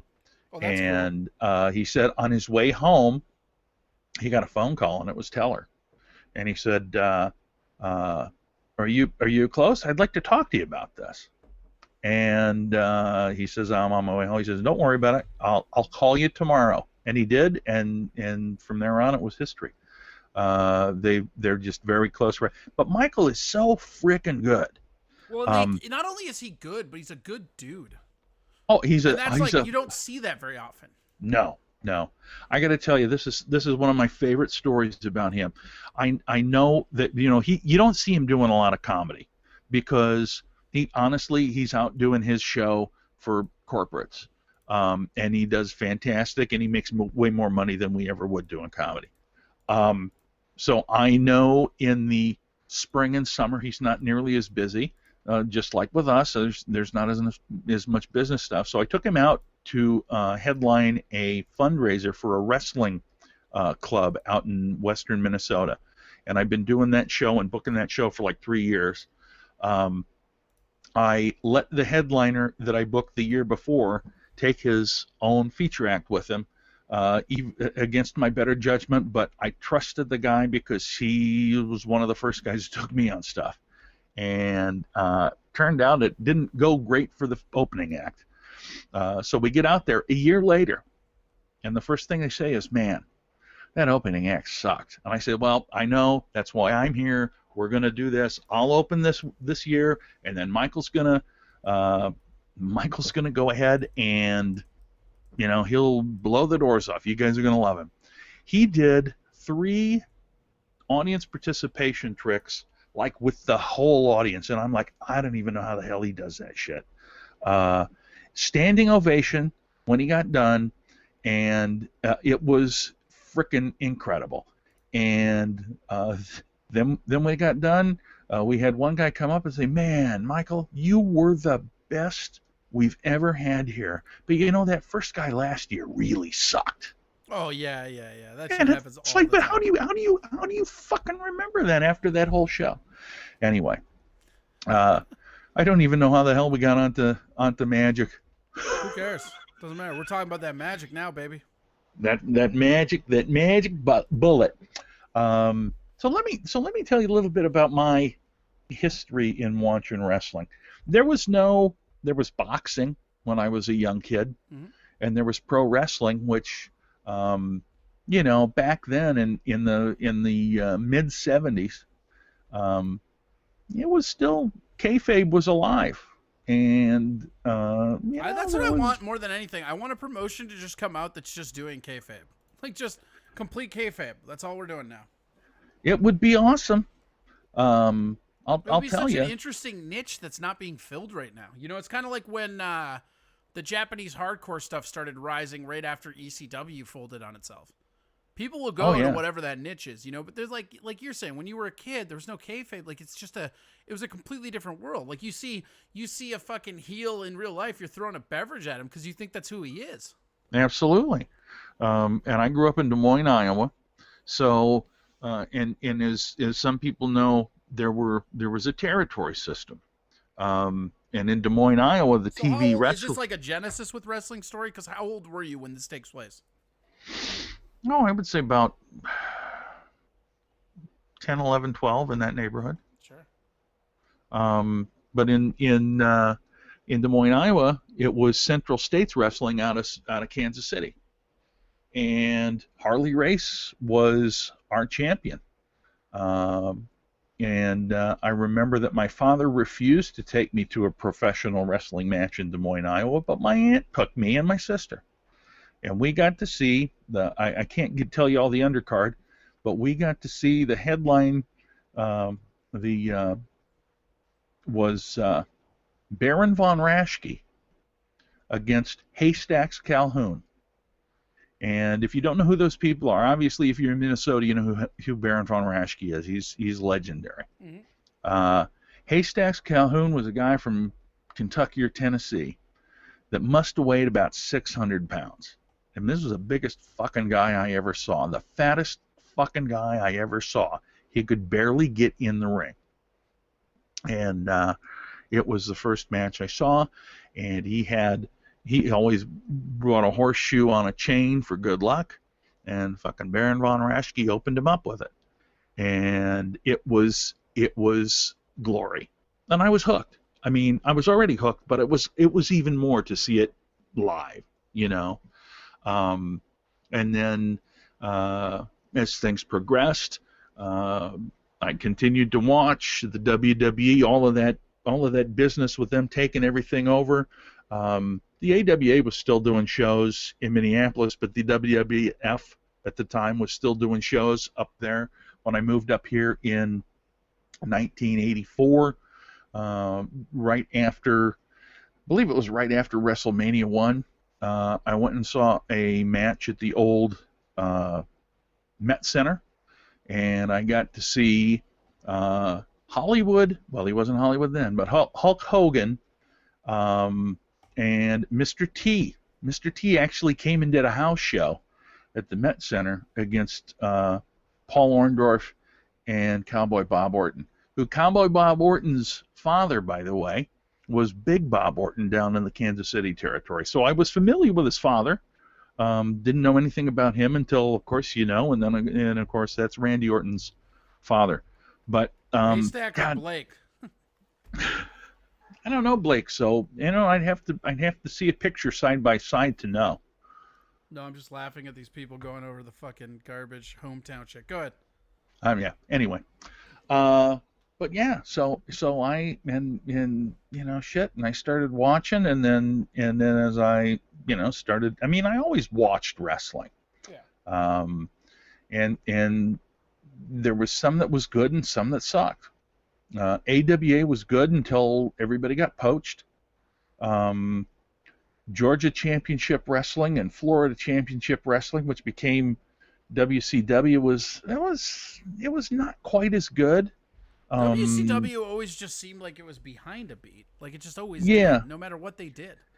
Well, I think part of it was, I mean, I think Vince McMahon had started pulling because nobody was see these territories were not on cable. And so you'd see WCW and see Georgia Championship before WCW became a thing. Yeah, absolutely. Dark Side of the Ring is one of the best shows going on. I mean, that is such a freaking awesome show. Yeah, and that a lot of show's that's ridiculously good. I mean, it is so good. Did you watch the last week's the Road Warriors? Road Warriors, yeah. I didn't know. I didn't realize they were here. Oh, dude, so many people came out of Minneapolis. So many people got trained by Eddie Sharkey, because Vern would train him, and Eddie Sharkey would train him. And I don't know if they were working together. And this is a God's honest truth. In about 1981, I was going to come up, and I thought, because I was big and I certainly wasn't this fucking fat, but I honestly was looking into going to professional wrestling school, but it cost too much money, and I didn't have that money. So I'm like, Yeah, we had Ricky Noren on here, and he was talking about how like he found like a school, there was like a discount on it. He's just like, I have to make this work. Yeah. Back then, I didn't know what the fuck I wanted to do. I still wanted to be in radio back then. It was just, But I'll tell you this. What do you think your wrestler name would have been? Boy, that's a fucking great idea. I don't know. I have zero. I mean, my actual name is so fucking boring. I don't know.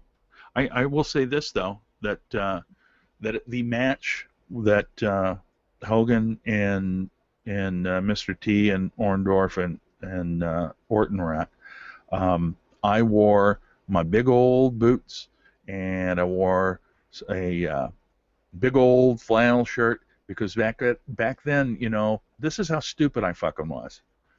Back then, Hillbilly Jim was pulled out of the audience, and they discovered him in the audience, and I'm like, fuck, maybe they'll discover me in the audience. That's how fucking stupid I was. But there's that level of kayfabe that was still, even though you knew it was fake, and fake is not the right word, even though you knew that it was scripted, you still had that, there was still these little side elements. You're like, well, yeah, that could really happen. But yeah, Northeast Minneapolis, good Lord. All of those guys, and you got all those stories about all of them, and they all worked as bouncers somewhere. Yeah. They were all in Tom's mad at me. He goes, don't talk shit about the WCW, Corey. Or what? Hold on, I even got the sound drop. Here we go. Oh what? Save that. You could use that again later. But anyway, as everything kind of came down, and WWE started poaching talent from everybody, and I mean from everybody. Piper came up there from. He started in Portland. By the way, my favorite wrestler of all time is Roddy Piper. Absolute the best heel, the best face. The absolute best kind of frickin' hated talker. him as a face, though. Like, I loved him as a heel, but like as a face, I was like, whatever. I mean, I don't give Hogan a lot of credit. Like, one, we all know that he was the most important. Like, you're hard pressed, in my opinion, to not give greatest of all time to Hulk Hogan just for what he did for the business. Like, well, I think the way that he exploded it on to the next level, and I mean, obviously, it was on the back of Andre the Giant and people even all the way back to like the 50s at that point. But like Hogan, he never gets enough credit for how good of a heel and babyface he was. Because he was a babyface for what, his whole career? I mean, we're talking like, Yeah. because I don't think he went heel once in WWF. The closest thing is when him and Randy were having that love triangle with Elizabeth. Yeah. And he was always on the face side there. I mean, he hasn't. But the reality is, to be a good heel, you got to have somebody to go against. And Piper was the guy. And this is the God's honest truth. There would be no Hulkamania, even though he dreamed it up in Minneapolis before he went to WWF. There would be no nationwide Hulkamania if it wasn't for Piper.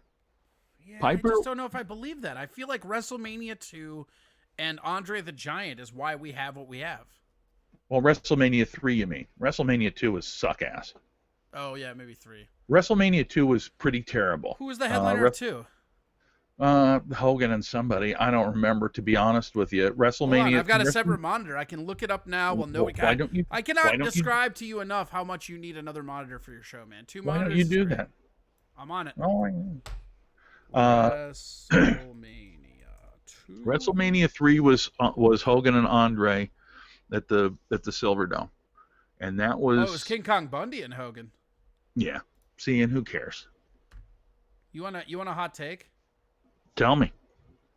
King Kong Bundy might be the most overrated wrestler in history.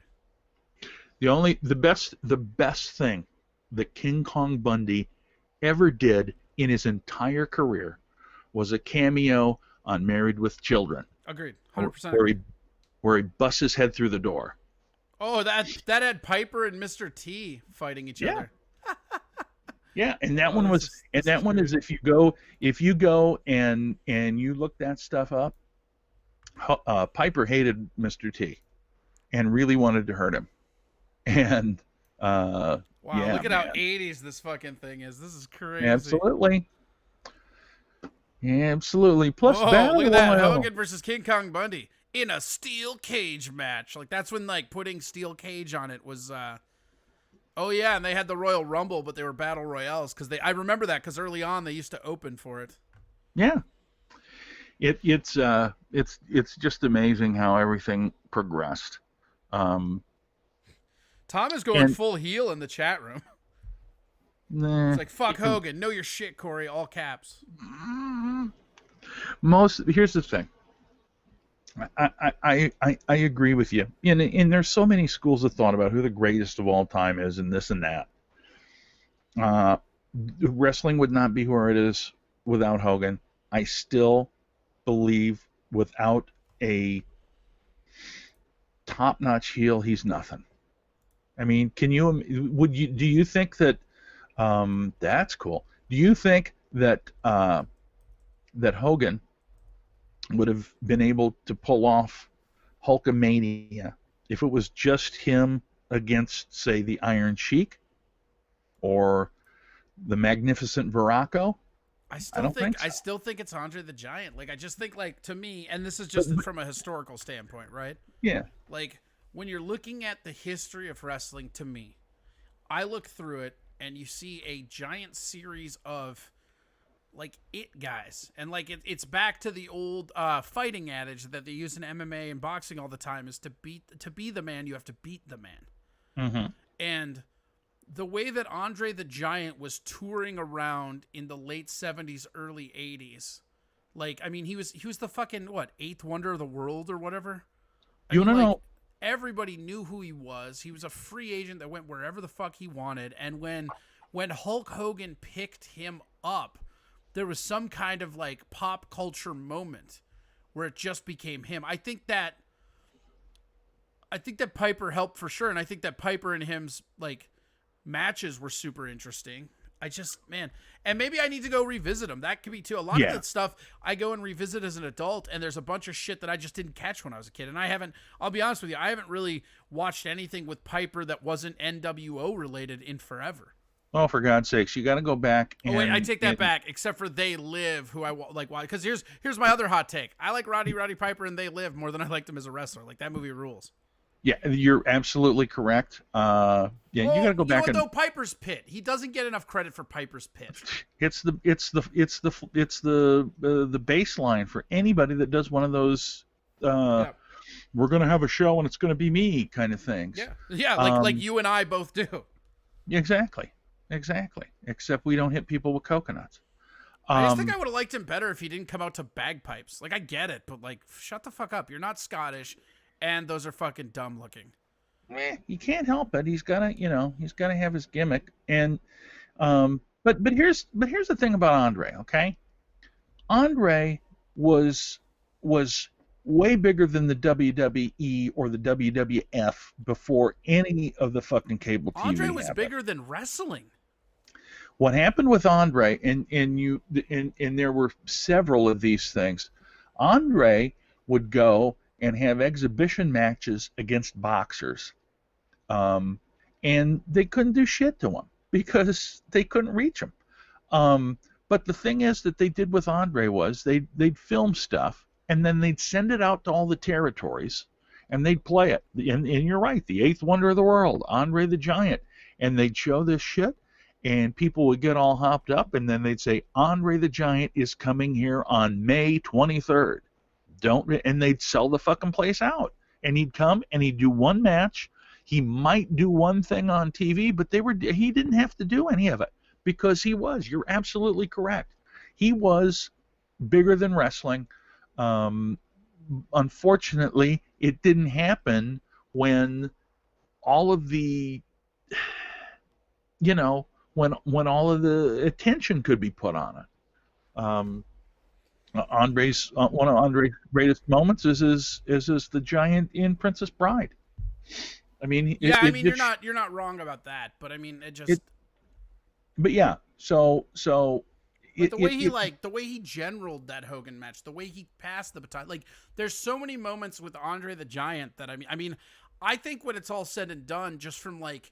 You listen to the stories about the locker room and being a leader and stuff, and it's like with Andre the Giant, he was like the sheriff. And I think when it's all said and done, like you're gonna see. I mean, he's one of those guys that did so many things that didn't show up on the score stats, Right, and the whole story about WrestleMania 3 was that he was in so much pain that. And Hogan has said this. It's like he was afraid that Andre wouldn't do the job because if he got mad, and this is the truth. If Andre got mad, there's two people that I know about that are just such total badasses. One of them is Andre. The other one is Haku.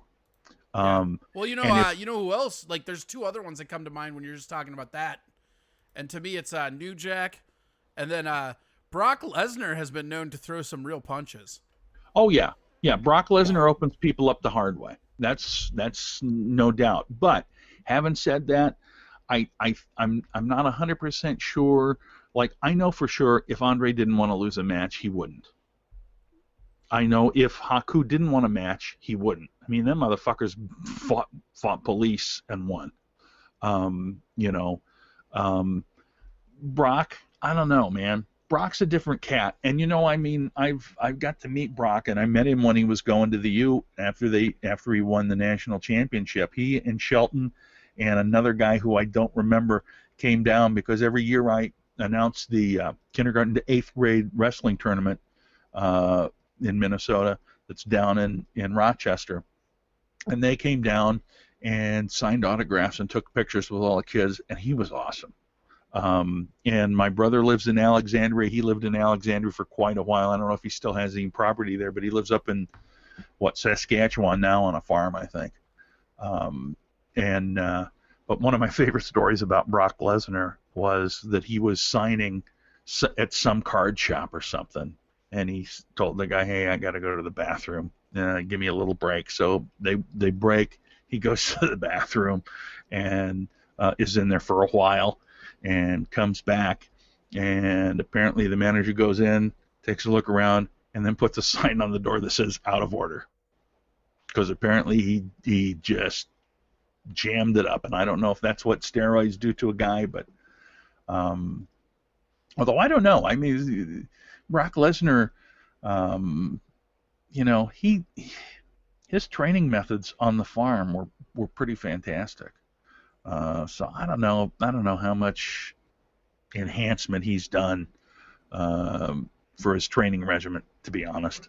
But yeah, he's another guy, and I don't think he gets enough credit either, because he makes people look like they're killing him. He is very good at selling. So anyway. Yeah, that's fucking like. I like the Piper thing is still like gravitating in my mind. You really need to go back. I'll probably have to go watch. back and watch him, because I bet there's a lot of stuff I just don't understand or didn't respect. Yeah, and here's the other thing too. You need to go back ahead of WWF, because he was in. Hold on. Tom, you just sent me a link, and when I clicked on it, it said unavailable. Get your shit together. Don't be sending private shit, Tom. No, yeah, well, it's on the chat. He sent it to us, but then immediately it's just gone. So whatever. Yeah, but no, the Piper was in the and I can't think of the name of the territory, but he was in the Mid-Atlantic, I think, wrestling, and he was the guy in Mid-Atlantic.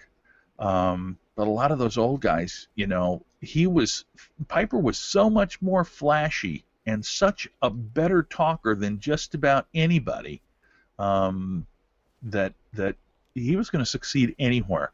And it was one of those things. It's unfortunate they never let him win a championship of anything. I think maybe Intercontinental, but he was never world champion. That seems weird to me. Yeah, absolutely. But there's a lot of guys that weren't. I feel like he was champion though. He was Intercontinental champion, never heavyweight champion. But he's one of the, here's the thing. Piper was one of those guys. He never had to have a title to make himself relevant. Some guys, unless they have a title, they don't reach their peak. Kind of like The Undertaker. Like, that guy was just the main draw, and he still is, and nobody gives a fuck about his belt or his record. Yeah, absolutely. And I got to say this. I think what's going to happen with this last ride, and if you're not watching that, it's worth watching. And I think what they're going to do with it is they're going to keep doing this series, and the finale of the series, I think, is going to be his last match alive. Yeah, you said that on here. Yeah. Oh, I said that last week? I think so, or maybe you said it when we were interviewing. But yeah, you have said that to me, and I think that's interesting. And I just think it's genius. But I watched that motherfucker put his gloves in the ring. Like, I'm not gonna believe it till he's done. Dude, I was there. I was watching it right there with you. Not, but I mean, I do too. It's just, unfortunately, this is what WWE does, and this is all Vince McMahon, 100%. All right. This is Vince McMahon not trusting his talent and having to go back old school when he gets scared. Sure. And he goes like, good for God's sake. Here's the thing. And Tom Chelstrom, you can do whatever you want, but the reality is this. So now check this out. Hold on. So what's happening right now is they're arguing over a high definition that he sent us. He sent a link of Roddy actually playing the bagpipes. Oh, yeah. And now they're attacking each other, and Tom's like, I didn't record it. It's just super funny. They're just going at each other. It's really funny. Well, All right, continue. Sorry. We jump around a lot. Well, that's fine. I mean, I'm all about jumping around. Just not, not so I get hurt. Danny, what the fuck were you talking about? You were talking about how awesome I am and how Roddy Piper sucks. And yeah. Your favorite wrestler is Mick Foley. Mick Foley, see, this is another one. Mick Foley is fantastic. That is my all-time favorite wrestler, hands down. And I've met him twice. I've worked with him, and he's awesome. For a guy that almost killed himself to entertain people. It was an accident. He didn't mean to take that bump. Oh, the first one was planned. Yeah, but that's not the one that hurt him. The second one, going through that fence, nobody was prepared for. I mean, that could, honest to God, man, that could have been another Owen Hart right there. And then the Owen Hart thing, good God, that was terrible.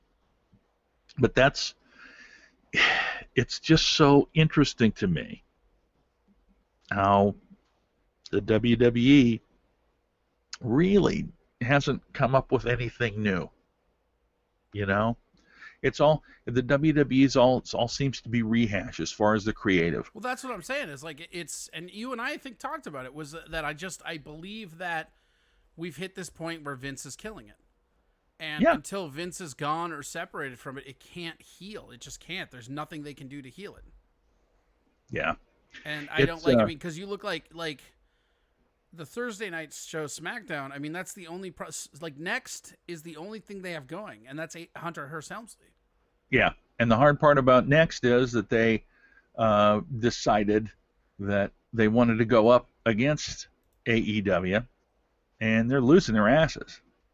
AEW during this pandemic time has absolutely made use of every possible thing to look better, and they look 100% better than whatever the WWE is doing. Part of it is because they have wrestlers that are not wrestling out at ringside. It adds atmosphere. It doesn't. I mean, it didn't need to be a lot. I mean, there's like 8 of them out there, you know. But it adds that atmosphere that makes it feel like, okay, this is a thing. And they're doing little segments while they're not huge, you know, just little things like a rundown of the top 5 contenders or whatever it may be. And it's like WWE ain't doing that shit. They're running everybody's full walk down music and intro. And there's nobody there to even respond to it, and it's clear that all they're doing is filling some time. Yeah, I mean and I feel like that's what Ring of Honor has turned into as well. Well, but I mean Ring of Honor. You know, look, Ring of Honor had an opportunity to, and you got to give them credit for letting the Bucks and Cody. Do the first All In, because that was a cool kind of thing. They allowed them to do it, and they said, "Yeah, we think it's a great idea. You should do it," and they assisted them. And I think will happen, because they're really good friends with Marty Scurll. He's part of the Elite. What's going to happen, I think, when everything opens up again? Marty Scurll is the only thing they have left. I know, and they paid him an insane amount of money when his contract was up. Well, they had to, or they don't have a promotion. Like nobody's gonna what's that fucking that guy that looks like a giant fucking really old hockey playing Christopher Lloyd. Oh, not what the fuck? Not RKO. No, it's like POC or something like that. It's like and the greatest best ofs or whatever that they've been playing, it's like him and Skrull all the time. So here's the other part of this that's hard for ROH, in my opinion. It's on at such a crappy hour. It's not on at a good time. And that's the thing. Sinclair Broadcasting, they own most of the majority of the stations in the country. That promotion could be something if they wanted it to be. They got enough money to do it. They just choose not to. Right. Because they don't give a fuck. Because to them it's like, we'll do it. Whereas AEW is, I mean, and here's the other thing about AEW. People don't know this, but before the pandemic, I mean, they had signed a contract. They're gonna do a second night. That was already signed and sealed. It's just they're just not able to do it right now. So there's going to be a second night of AEW product, and I mean, they're going to start 2 times a week. Yeah, that's crazy. So they're doing well. They're adding another day. Yeah, that's they love it so much, and they must be killing it with advertisers. Because to be honest, when I watch it, as much as I like it, there's certain things that there are holes, like the women's division at AEW, kind of rough. They have no direction. Not saying that the people that are wrestling are not talented, they just don't have any direction, and there's no real good stories. There are a lot of things that I love that kind of go by the wayside, like the Dark Order. Initially, it was one of the shittiest fucking things and most confusing things I'd ever seen, but they worked it to the point where it got so over that people loved it, and then they bring in Brody Lee, and now it's like a little confusing again. So you don't know what happens to Evil Uno and what's his name, his partner, but they are apparently, they're apparently wrestling for the tag team titles against Omega and Hangman, and the reality is, I think they're probably going to win. I would think so. It's because PCO, to be honest, Tom got it. PCO, Brody King, Flip Gordon, Marty Scurll, Villain Enterprises. yeah. And Flip Gordon too is he's talented, but he's not like top shit. Yeah. PCO's almost my age. Right, and he's fucking terrible. He looks like somebody took an enforcer from a hockey team and spliced them with Christopher Lloyd playing Fester in Addams Family. Yeah. He was if you look up his history, he was one of the Olay brothers in WWE. So this is no his shit, really? Yeah. And I can't remember if I think it's Pierre Olay. Was it Pierre and no, I can't remember them both. I mean, and I don't know. One of them was maybe I don't know. Anyway, but he had a reasonable run with WWE, and that's what happens. Some of these guys go out and work the indie circuit, and he's at 57 or 58 years old, I believe, at least 50. He's out there and having people just beat the shit out of him. I don't know if you've seen the picture. There's a picture where he tried to do a dive out of the ring and cracked his skull on the floor and had a looked like about a 6-inch gash above his eye. Yeah, this was what I like to do with my wrestling show, which is Tuesday nights at 8 o'clock. It's on the Masked Comedian Xcast channel on Twitch. I like to go through and find these pictures. Xcast? Give that again for people. Here, I'm going to try to find it, and I'll... Yeah, Masked Comedian Xcast. It is, we do it at 8 o'clock. It usually runs for about an hour and a half. We can't not talk about wrestling. We can't stop. What is it? Okay, give it to me. Hold on, one more time. Masked Comedian Xcast. Oh, nothing came up. Well, it's there. I don't know if I can find it. Anyway, point being that we have. I don't know what we're doing this week. We're trying to. So here's the thing. The gimmick was that I would wear a mask. Yeah, but you hate that thing, right? I hate it, and we are going to change that. We don't know what the name's going to be yet. It's kind of. We were thinking about all sorts of different things. I kind of liked Heenan Family Reunion. I found it. The actual Twitch channel is Max Comedian X. Oh, it's Masked Comedian X. Okay, that's why. I could not have found it. But so we're going to try to figure out a new name and try to announce it on Tuesday, and then the following Tuesday. There you go. I posted the link in chat for anybody that wants to follow John for more. You know what? I'm even going to give you a follow. There you go. Oh, thanks, buddy. I appreciate it. But next, not this Tuesday, but next Tuesday, we've got Brad Williams on with us to talk about Tuesday wrestling. is our last day of the week here, so I'm sure our listeners look forward to listening to it on loop on Wednesday. Motherfuckers making me promo something that's competing against me. It's not. I didn't know. I know. I'm just fucking with you. Sometimes I like to act mad about stuff I'm not. Well, I know this is your deal.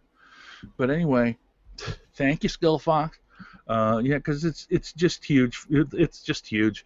The biggest problem for us is that I know how to do tech stuff, and he knows how to hook up with people. Like I said, we're going to have Brad Williams on with us next week on Tuesday, and he was, of course, one of the guys in the Manitoba Melee. Do you know how many comedians were on there, buddy? No. There were like 4 comedians on there. Do you ever meet Ryan Patrick from Indianapolis? Nope. Ryan Patrick is the guy that has that lobster disease with his arms that they're deformed. He was on America's Got Talent, and got to like the finals, and he just blew up because everybody loved him. But he was in the Manitoba Melee, and who the hell else? Him and I can't remember who all else. I think Gabriel Iglesias was in it. All these guys are going on or hooked up. Brad Williams, I know, Iglesias have all been booked. I don't know if they're who's booked on the next Jericho cruise, but they all get booked on that. He books about, I think, 4 or 5 comedians to go on that aside from the wrestlers. I'm actually going this year. Yeah, you were saying that. That's pretty rad. I'm excited. I didn't go the first year or the first 2 years because frankly I don't have the money to do that. But my buddy said, yeah, you gotta go, and we're gonna he and I and his cousin, I guess, are gonna go and split a suite. So that should be okay. And I figure if I'm gonna get the coronavirus, I might as well get it doing something I like. Yeah, you might as well get it doing something fun. Yeah. So that's but yeah, I mean, wrestling is it's hard because there's just so goddamn much of it, you know. And I'll be honest with you, man. I love the indie stuff. I love the stuff that First Wrestling does up here in Minneapolis. Oh, First Wrestling is my favorite, like, indie sir. I mean, I have been on here advocating for this so much. Like, WrestlePalooza is one of the best wrestling events anyone can go to. I just believe it. It's amazing. The first one that I went to, because I'll tell you, I just don't go to stuff.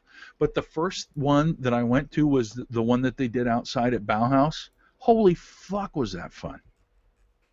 You know, it was last year in August, I believe, and God dang it, was that so much fun! That's the one that Alex Jaffe has the picture of somebody else that has Jimmy Havoc's blood on it. Sure. And he's like, oh yeah, I gotta have that. That's the thing about Alex. Alex loves that hardcore shit. I know. Him and I talk all the time. He comes on here and he's like, he gets like I feel like sometimes Jaffe gets mad that I'm not into hardcore like he's into hardcore. Like, because I like it, but like the stuff I like is the back in the day when Foley and Funk were wrestling in Japan. Yeah. Like, before it got like there's this weird moment with hardcore where it became like misery porn. Exactly. Like, it used to be back in the day, like, oh, they're getting hit with barbed wire, actually getting busted open, and maybe somebody gets like slammed on some tacks. You know, that was about it. I'll be honest with you, man. Like they do the matches, the one that Mox had with Joey Janela, on AEW. I'm like, I mean, yeah, but AEW is also guilty of doing the stupidest fucking shit ever. Like, I have never seen a promotion use more fake barbed wire in my life than AEW. Yeah. Like, they have so many people where they're like there was one fight, and this was like, it's like their 3rd or 4th pay-per-view, and it was like, I think it was like All In or something, like double one of them, right?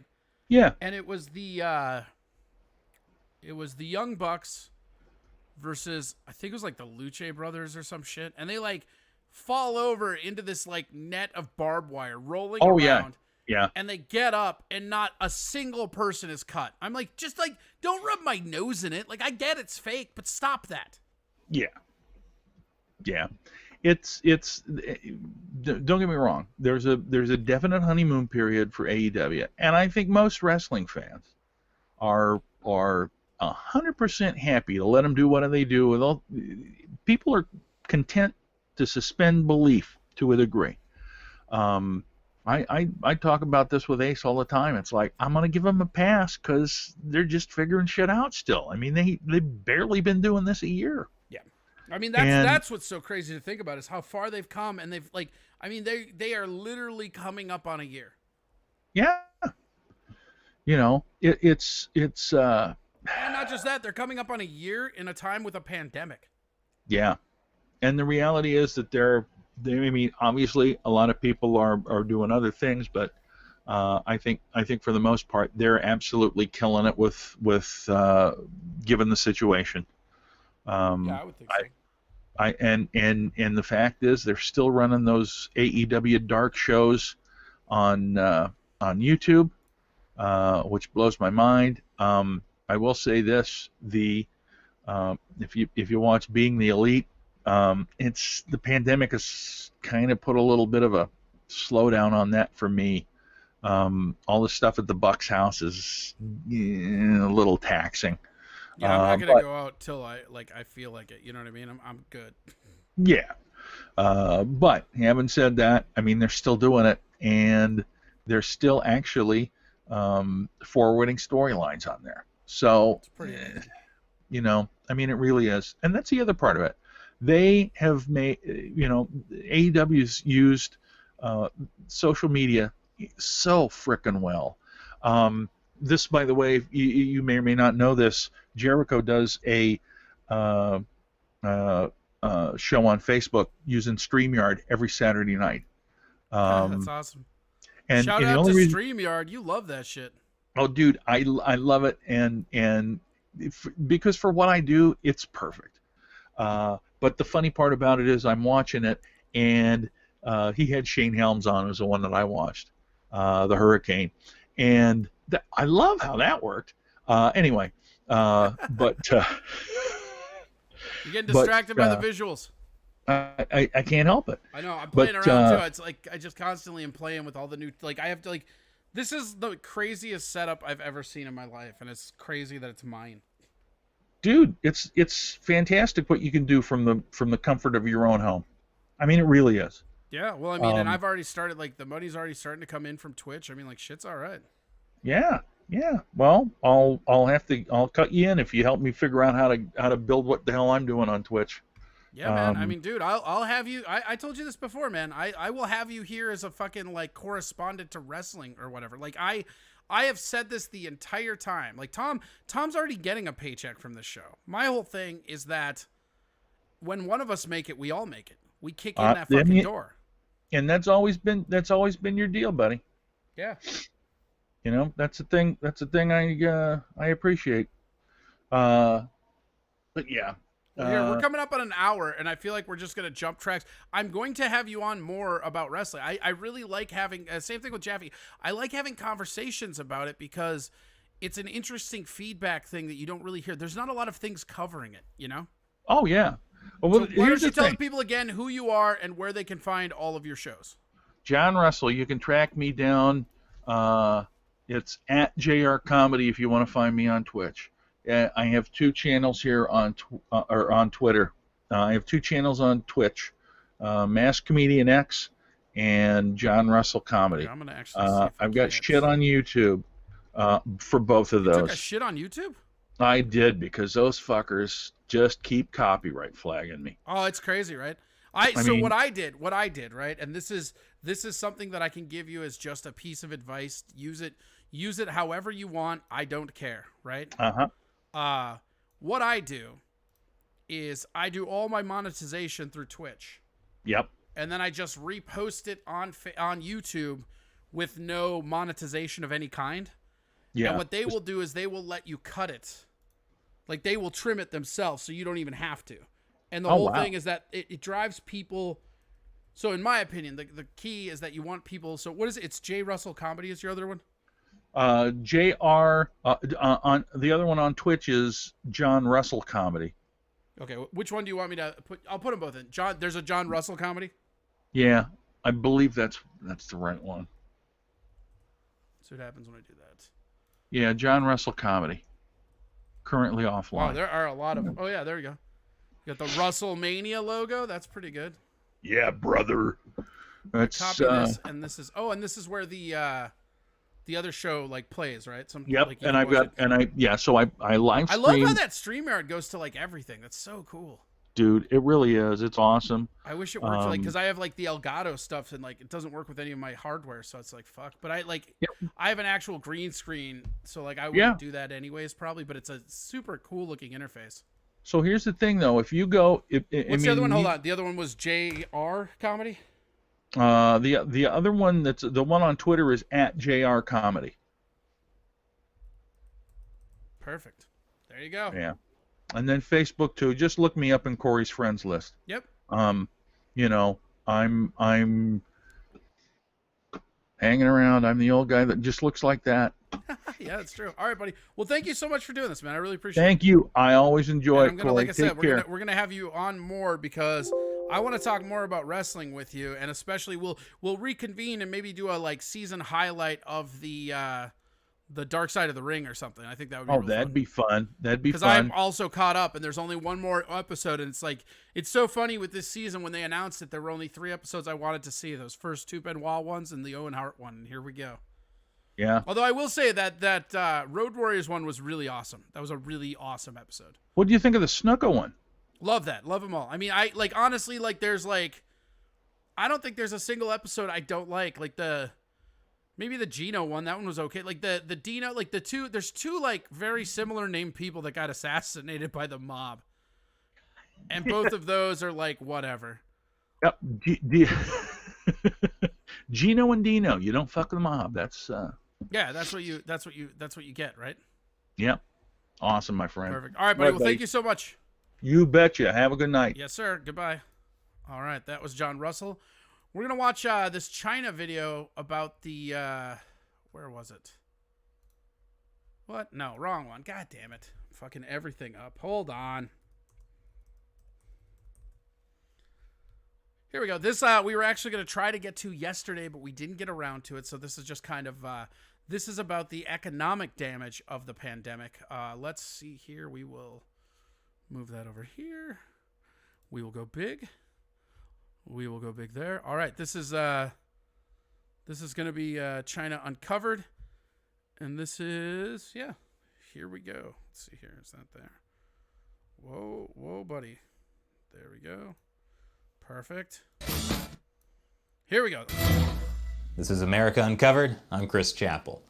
Dealing with week after week of coronavirus lockdown isn't easy. Of course, no one wants to die from a deadly pandemic. But on the other hand, if lockdown continues, we may see ourselves living through an economic collapse, which will lead to the world of Mad Max, and we'll all end up facing down Lord Humongous for toilet paper. That's according to U.S. Treasury Secretary Steven Mnuchin. I think there's a considerable risk of not reopening. You're talking about what would be permanent economic damage to the American public. Okay, he didn't say Mad Max, but permanent economic damage to the American public? That's still a pretty serious thing. And I know what he's thinking. Ugh. Even without the coronavirus, I feel sick. Anyway, the U.S. economy is in trouble. Here are some new statistics from the Bureau of Labor. The U.S. lost 20.5 million jobs in April. The unemployment rate rose to 14.7%. That's the worst it's been since the 1930s. In other words, since the Great Depression. But get this, those horrible statistics don't even paint the full picture. It's actually much worse. It doesn't include the 7 million jobs lost in the last 2 weeks of April, which means the actual unemployment rate could be at least 20% or more, which would mean even worse than the Great Depression. You know, I feel the depression part, but I don't think it's all that great. But the Trump administration is here to cheer you up, like a ray of sunshine laced with Xanax. Here's Mnuchin again with, no, stop. Thank you. Here's Mnuchin with a rosy vision for the future. The reported numbers are probably going to get worse before they get better, but that's why we're focused on rebuilding this economy. We'll have a better third quarter, we'll have a better fourth quarter, and next year is going to be a great year. Larry Kudlow, director of the Trump administration's National Economic Council, also is saying the situation is hopeful. Here he is on ABC's This Week from last week. Inside the numbers, there's a glimmer of hope. We had about 80% of it was furloughs and temporary layoffs. That, by the way, doesn't assure that you'll go back to a job, but it suggests strongly that the cord between the worker and the business is still intact. Now, Kudlow brings up an important point.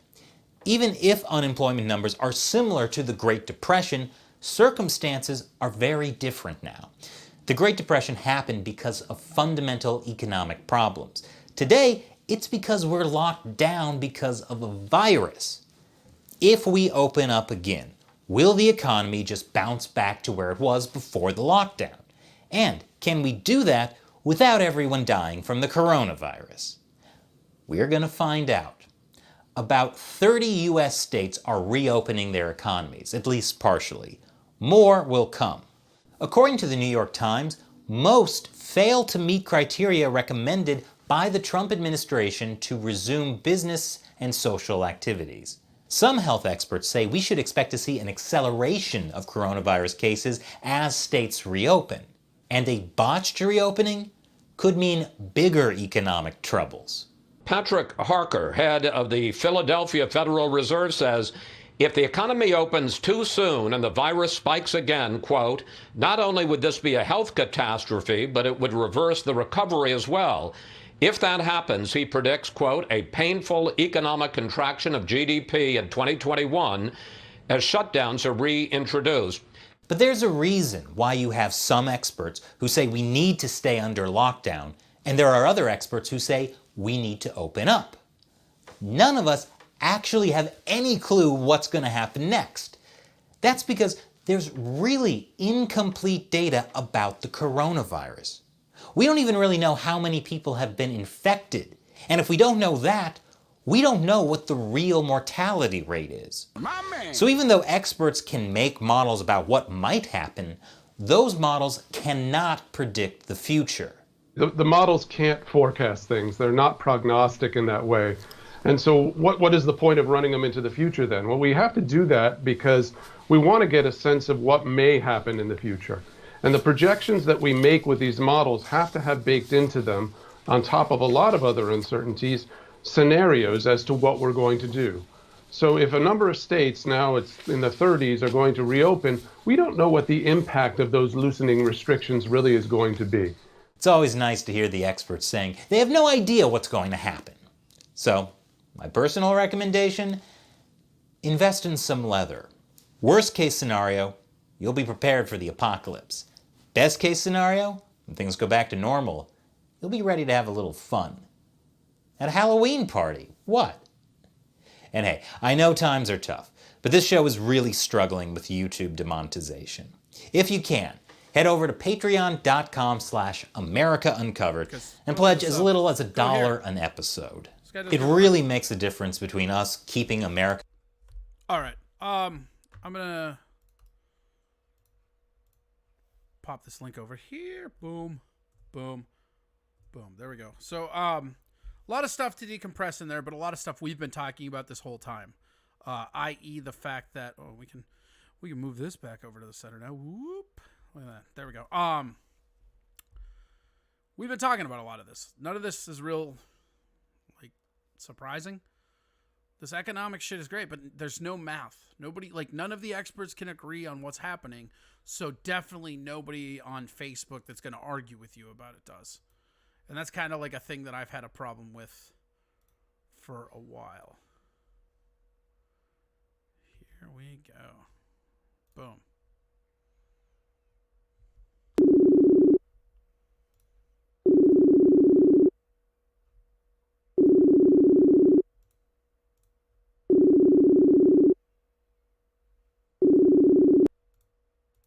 Hello? Hello. Hey, what's up? How are you? Oh, I'm doing just fine. Yeah, you're doing just dandy? Just peachy keen. Identify to the listeners who you are. I'm Derek Johnson. You may remember me from nothing. They might have remembered you from another episode of the show you've done, you dickweed. Oh, that's true. So if you listen to that, you may remember that. Yeah. Why you gotta be like that? I don't know. Another year, another depressive. Yeah, tell everybody time for me. whose birthday it is. Yeah, it's my good old fashioned American birthday. I'm 26. No, I was talking about Trent Reznor. Nobody gives a fuck about you. Oh yeah, Trent Reznor and Bob Saget. That's a weird combination. Yeah, Trent and Bob. I had a bit about it, because I got sent this fucking certificate when I was a baby that was you were born on the anniversary of the Ringling Brothers Circus, so this certificate lets you fucking have amnesty to enter any of them. Wait, and what? I looked it up. Yeah, That's not I a seriously thing. have a. I have the certificate. It is a real thing that was given to my parents when I was born, and I looked up and like the date that they were fucking founded was April 10th. I'm like, why the fuck did they send me this? Yeah, that seems weird. That doesn't seem like that would be real at all. Yeah, it's legit. It's like a certificate with like clowns on unicycles that like border it and shit, and it's That's like you were nightmare born. material. It really is. It's scary. They knew when I was born, Corey. They This know audience where I is am. saying you sound like Tovar and should be fired. Good. Oh, now they're saying, never mind. He's better than Tovar. Damn, what's with all the Tovar hate? What did Tovar do? He's just a regular. Anybody that becomes a regular gets hated on. That's why I don't have you on here that much. I just don't feel like your ego can take what this crowd brings. No, I'm way too fragile. Yeah. Oh, we know. I'm a small boy. I'm a small. I need small love and boy. attention. There we go. Will that work? There you go. Check out. Yeah, there we go. Sorry, I got so many new toys now. I'm just trying to fucking figure them all out. Like graphics and sound. Yeah, I got a boards and green shit. screen now, which is cool. Oh yeah, I saw that. And yeah. then today, I actually got another monitor. And Okay. like how I ever did this with one monitor, I'll never know. Oh, you got like the chat in one feed. Yeah, and well, like I got the your- chat and then like a web browser to like dictate what I'm doing next or whatever. But when you go full screen on something, you can't see what you're doing if you only have one monitor. Oh yeah, for sure. And I was doing Hell that for yeah. like 40 some episodes. Yeah, you're in the damn future now. Right? You're No, fucking that's Buck exactly what Rogers it and is. It's shit. it's like Dragon Ball Z. I'm taking off the weight gear and it's like holy shit, I'm fast. Yeah, you were in the hyperbolic time chamber and now you're ready to just whoop ass. Yeah. Right. Yeah, and I got these That's like what's it's just fucking like crazy. You know how it is. It's like any kind of collecting or anything. You just start piecing shit together and like I keep looking at my setup like how the fuck did I get here? Yeah, dude. When I was got paid pricing money some from of my Twitch this games- month and I was like, "Oh, I better go buy some stuff with it for the show." Yeah, no shit. That's all I'd be doing. Fuck, if I could make money for anything, I'd put it right back into what I made money for. You know, like a drug lord or something. Like a drug lord or something. You know, that's what El Chapo did, right? He just made a lot of money off of a hobby that he loved and just kept funneling it back into that hobby. Well, he also like gave cocaine to like crocodiles, right? Did he? Or no, That's maybe that fucking was somebody nuts. else. I don't. Was I that don't wasn't that in Florida? There was like meth gators or something like that. Yeah, something Is that like what that. you're alluding to? I don't Florida's wild, man. They don't give a fuck out there. Shit's crazy. Mickey Mouse owns Florida. Turns out they weren't crocodiles. They were just really old Republicans who had no lotion. And they were distributing cocaine to them, to the really old Republicans with And no George lotion. and George W. Bush pamphlets. I got nothing for that. I'm gonna Let be me honest. ask you: are our children doing cocaine? Ask them. Derek, can I have your vote if I promise to put all of your children in cocaine? If I can put them in a small amount of cocaine, how would that make you feel? Hold on, Tracy. Is the mute button pressed? See, he doesn't know when I say put them in cocaine. I mean grind the babies up into their own cocaine. Not a lot of people know this. I learned this in France. But baby cocaine? Man, baby cocaine is way better than regular baby cocaine. Now, You all ever I can had think decaffeinated coffee? That's what regular cocaine feels like after you've had baby cocaine. All I can think about when you do that voice is Two Bad Neighbors from The Simpsons. Which one is that? That's the episode when George Bush moves in across the street from them.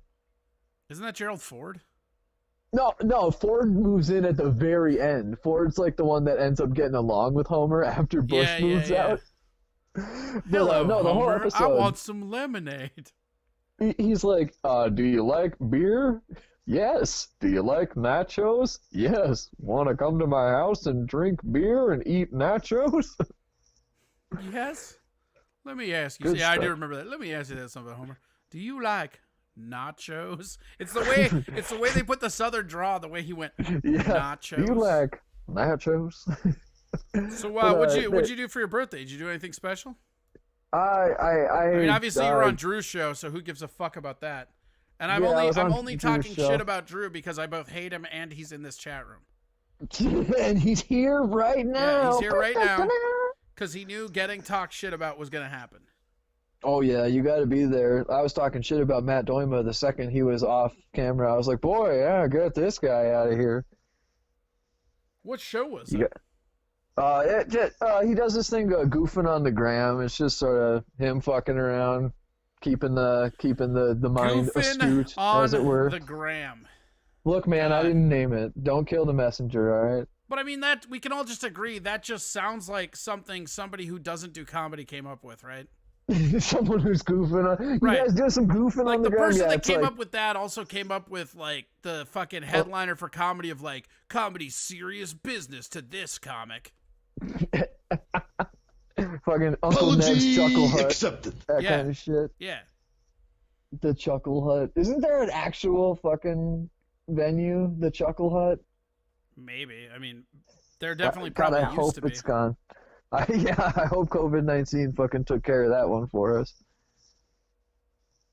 That's at least one takeaway from the pandemic is that a lot of small businesses that I wanted to see fail, like the ones that the people from my graduating class started, they're done.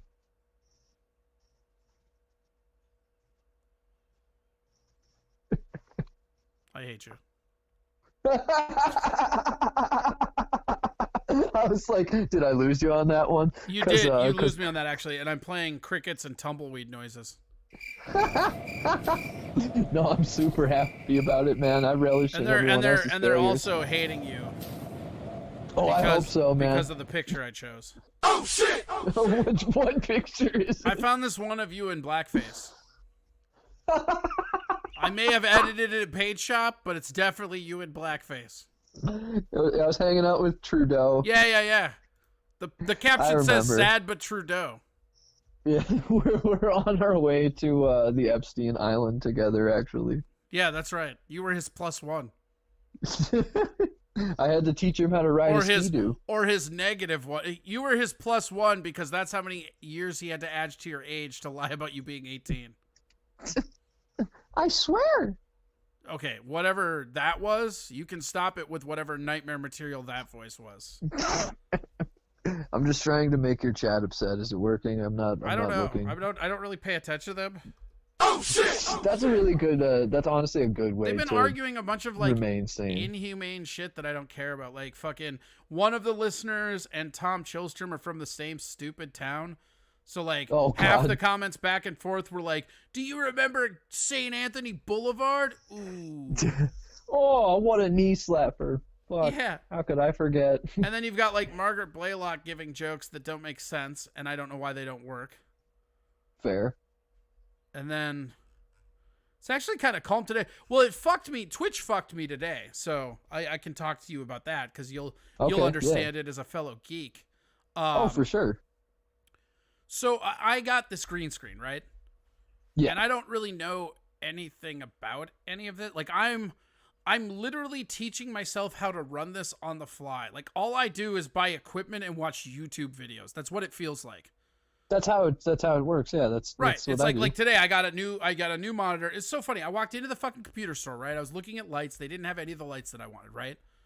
Monitor was also on the list, so I went back there and they had it was like a 20-inch monitor, or they had a 27-inch monitor, and the 27 one was cheaper.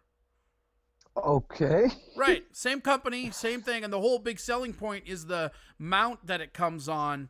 You can tip it so it can go vertical or horizontal. Okay, The vertical is perfect for the chat.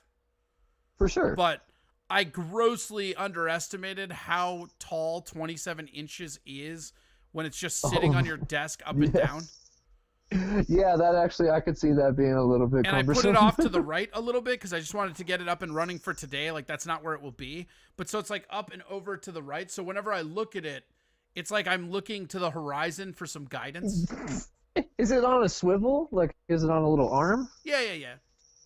Well, Right on. It's not. It's like a straight base, but the base it Okay. rotates vertical, horizontal, and you can rotate it around in a 360. But it's not like it's not a jointed arm per se. Okay. So it's almost like a magic mirror kind of thing. Yeah, like you're consulting the oracle that is the vertical screen. Of like, what should I do next, chat? Should I should I call Derek a gay slur? You decide. How you been, you twink? Oh, just twinking it up. Yeah? Someone told, who was it that said, I think I was Jacob Randall said, I am a grunge twink. That's a really good description of you, actually. I said I was feeling fat one day. You do look like Nirvana was into gay porn and Christian rock. Yeah, like I'm Kurt Cobain if he was gay for pay.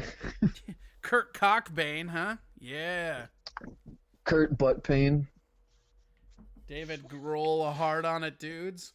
Man, this low-hanging fruit is delicious. Speaking of low-hanging fruit, there's my nuts. Oh, there's the old twig and berry. The old Twinkenberry. The old John and Thomas. Ironically enough, Twinkenberry is my least favorite Count Chocula flavor. Yeah, I don't like when Halloween rolls around and they start bringing out the Twinkenberry and the Count Blackula cereal. See, I like Count Blackula. I've always wanted that in dark chocolate. Dark chocolate. Dark chocolate. Yeah. Count fucking Blackula. There was a Blackula on the Grim Adventures of Billy and Mandy, this demented ass cartoon that was on Cartoon Network for a while. He was one of the best fucking characters. He had this kind of almost like an old man James Brown voice going on, and he was just a dementia-stricken elderly vampire.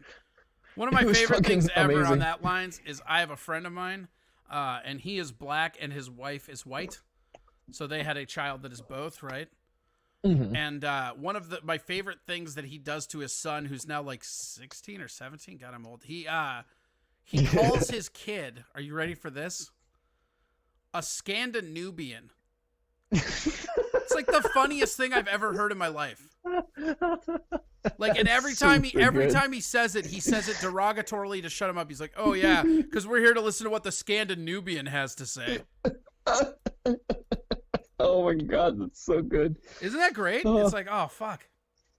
Fucking A, man. That's if people don't use the term. Well, maybe it's a good thing people don't use the term Nubian enough. Well, I think that there's something to be said about that because he's older. I feel like the reason why racism is so offensive is because it's so fucking stupid and lazy now. Like, there used to be passive moments where somebody would say something in like the 70s and you were like, huh? Are we not friends with that guy anymore? Right, but instead it's like, okay, so unless they say the N-word, like, we're not going to get super up in arms about shit, but like, those little passive, unfunny things are what we should probably be going after anyways.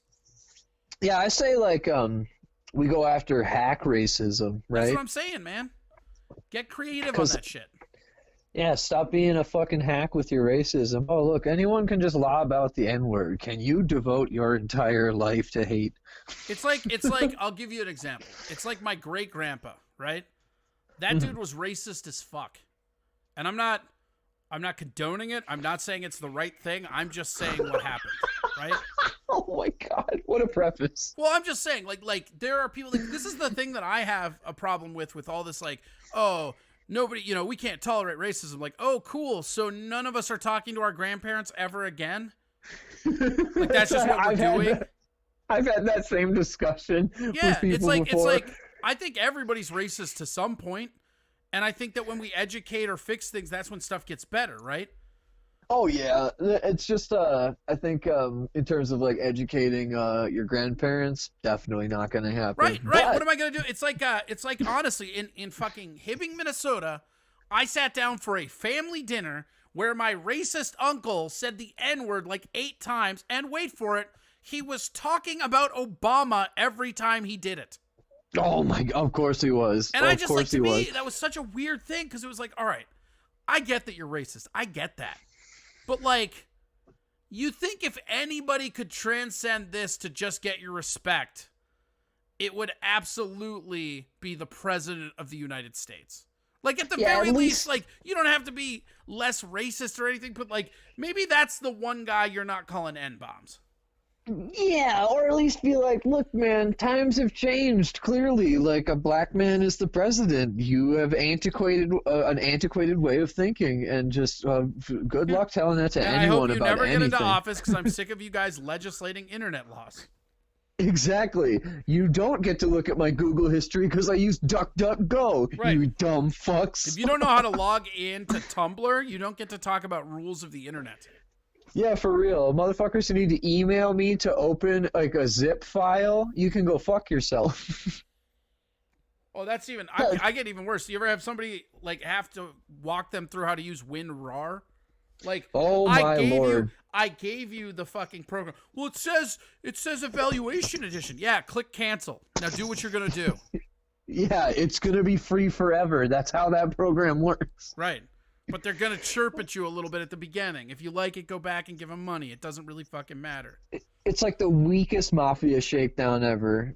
Come on. Yeah, come on. I'm not saying it's protection money, but it really would help. Come on. Come on. My kids are so starving. what's your birthday regimen? Like, did you have a game that you were setting aside just for your birthday? You did anything special? Since quarantine's still kind of, it's lifted tomorrow, so I really wasn't able to go out and eat a fancy meal or anything. I'm not really like that anyways, but I bought myself a synthesizer. That's like the biggest deal, What kind of synthesizer? It's a Arturia brand. It's called the Arturia Micro Freak. It's like a modulating paraphonic synthesizer, so it's like exactly a 4-voice. I actually have a Moog. Oh, hell yeah, man. I didn't know you played. Not in a long time. Fair enough. Mainly I just fuck around with the fucking all the effects and stuff to get the sweet industrial music sounds. Yeah, I was gonna say. I guess I'm not surprised because I know you're a big fan of like KMFDM and probably like Skinny Puppy and shit like that. The holy Skinny Puppy. Don't even get me started. Whew, I fucking love me some Skinny Puppy. You ever listen to Ogre? Mm-mm. OHGR. It's the lead singer from Skinny Puppy's solo project. I believe it's better than Skinny Puppy. They're on their 5th release. I'm gonna have to look that up. Two of the band members are from Skinny Puppy as well. It's everybody but Kevin Walk. They were just like, hey, fuck this guy.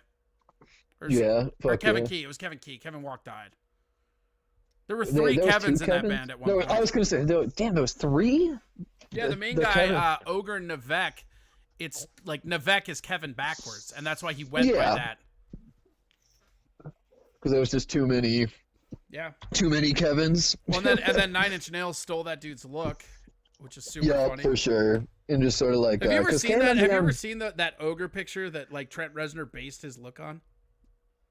Well, no, 'cause I'm not even familiar with Ogre, so I guess I wouldn't have seen it. Oh, dude.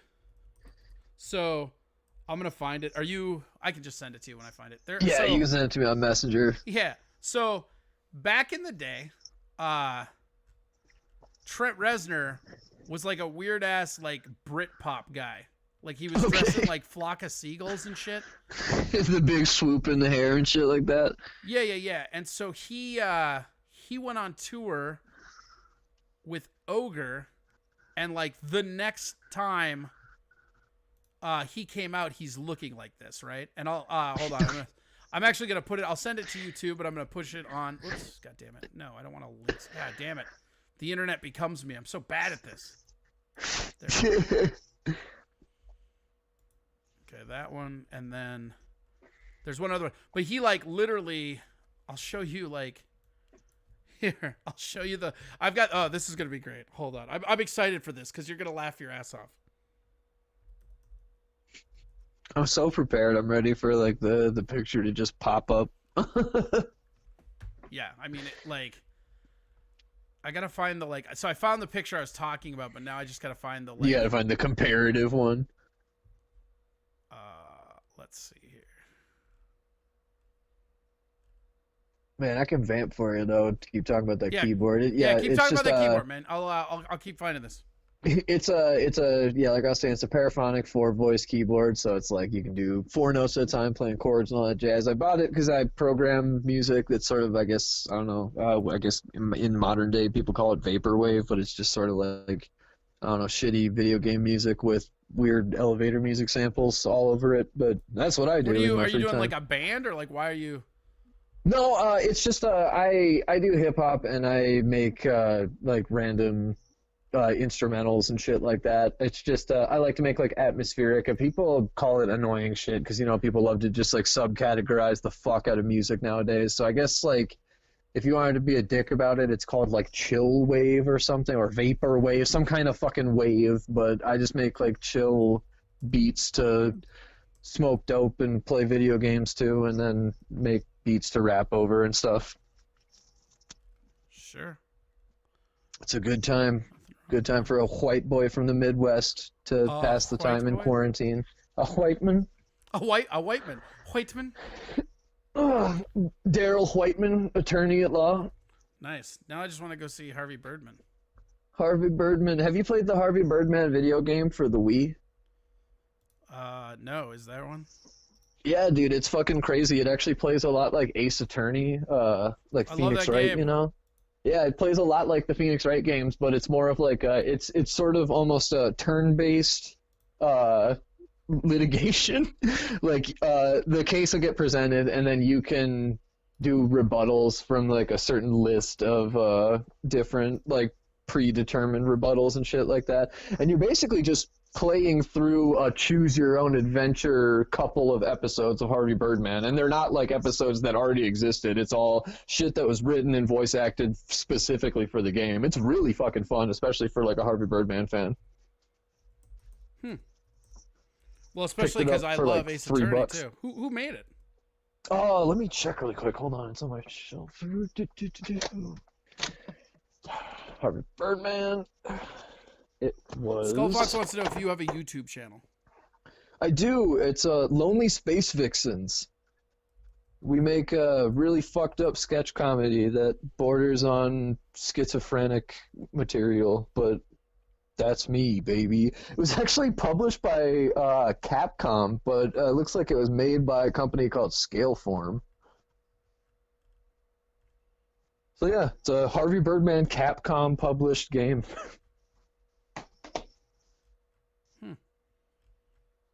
Interdasting. Yeah, I've almost got it. I can't find the one. So like whatever. I've got enough to where I can show you what I was talking about though. But Fair enough.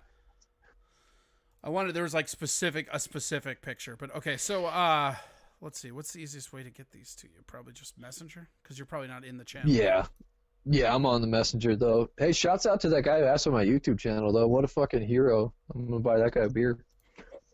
Get him a beer. Get this man a hot dog. Get this man a fucking hot dog now. He needs it. Okay, so first off, have you seen Basketball? Yeah, okay. Yeah. So hold on.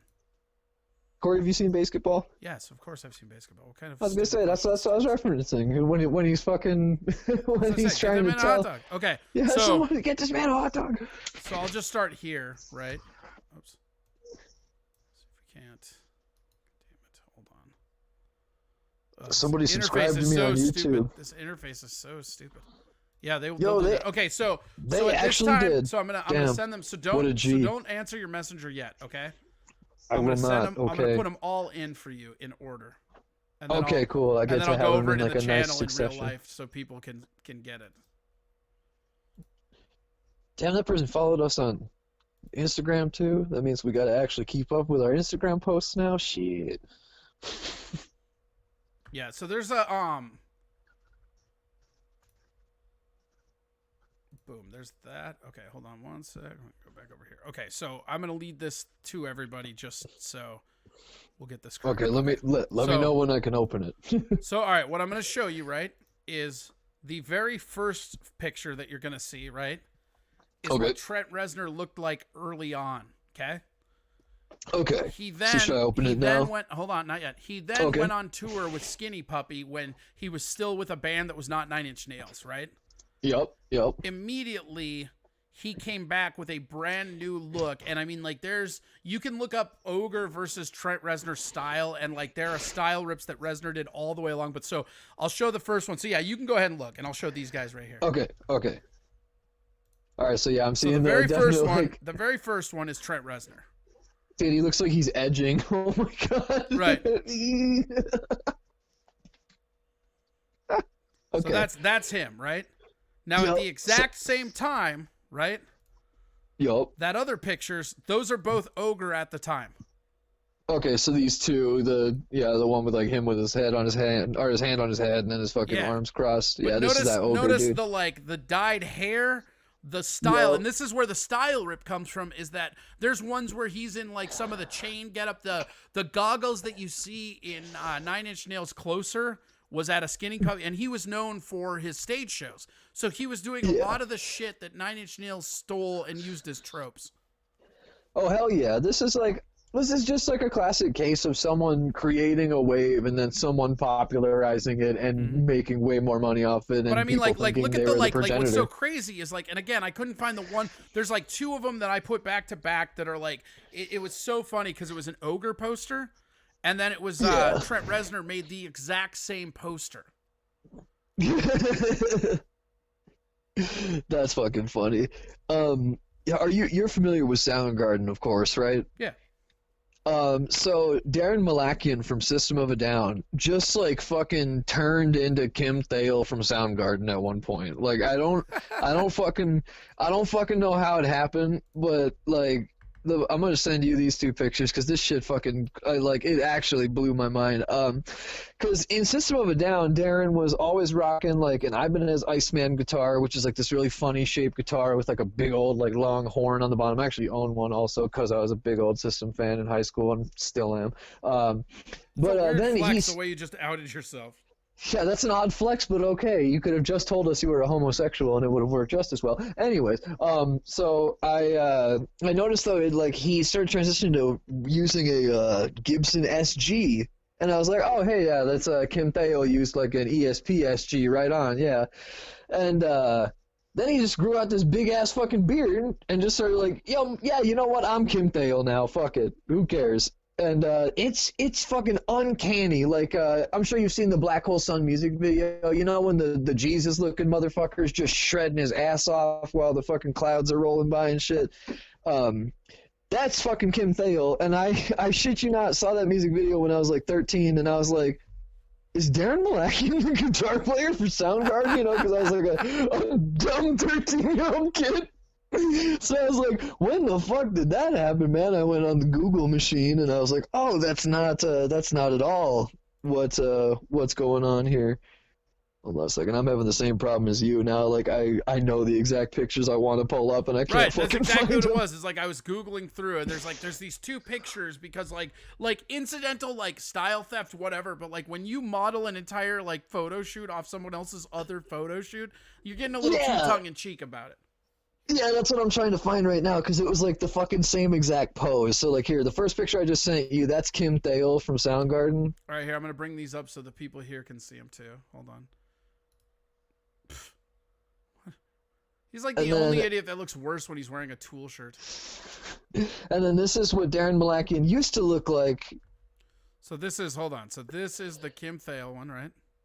Yep. So that's Kim Thale, the first one. The second one is. Do we know if this is before or after he fell on Dark Days? Yeah, when he fell on Black Days. See, I'm not sure if he fell on Black Days before or after this, to be honest with you.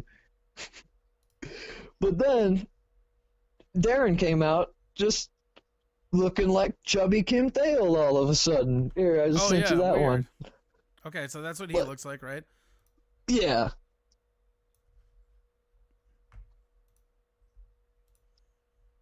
Oh yeah, wow. I wasn't I wasn't expecting to see it.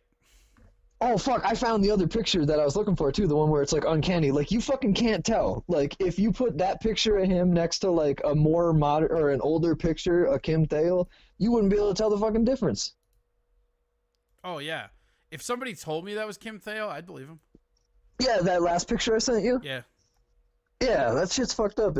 I wonder if Kim Thale's Armenian. Well, he's probably pissed. Yeah, he just looks like Kim Thale on a couple cheeseburgers. Like, we can even. I have the technology to put them next to each other. Dude, your setup must be fucking primo. I have a hard time even getting my computer to like stay on. My computer is super dope for sure. I need to upgrade mine. Mine's a piece of shit, dude. I literally just upgraded in December, and I got the Lenovo I'm Legion, envious. and it's fucking dope as fuck. Yeah, so there. Let's inch of that. There we go. So yeah, that's the side-by-side comparison. I'm running on this shitty fucking Asus laptop from like 2015. I fucking hate it. Those are good though. It's all right, but like, dude, I fucking crashed trying to play 7 Days to Die on this bitch. Like, it's pathetic. How do you like that game? It's actually, when it's not crashing, it's pretty fun. If you get a couple of your boys, get a few brewskis in you, it's fucking hilarious. I can't stop laughing whenever we play that game because I play on like a low resolution so that it can run faster when I'm playing online because my internet fucking sucks because I live in the suburbs.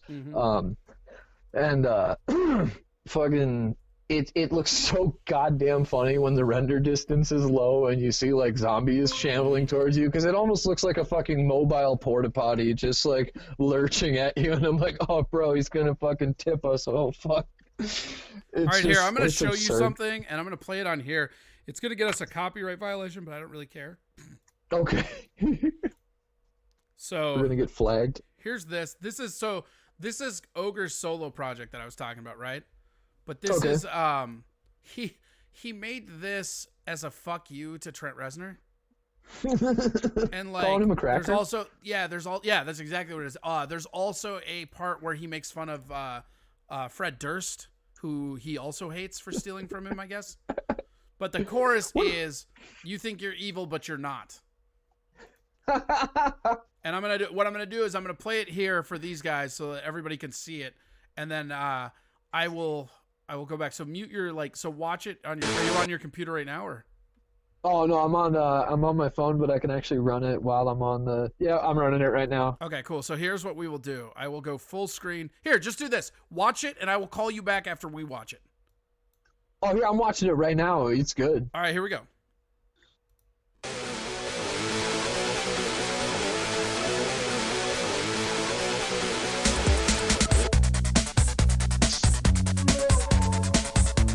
The stop motion's going in. Yeah, right. Damn, CKY kind of ripped off this music video, actually. Everybody rips off. Yeah, this dude's just a fucking genius. He was the original. I mean, he was the original industrial guy. Yeah, CKY's got a music video that looks exactly like this, like lighting and everything.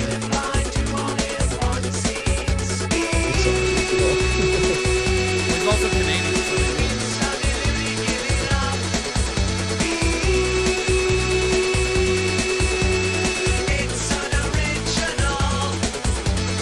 This is really big.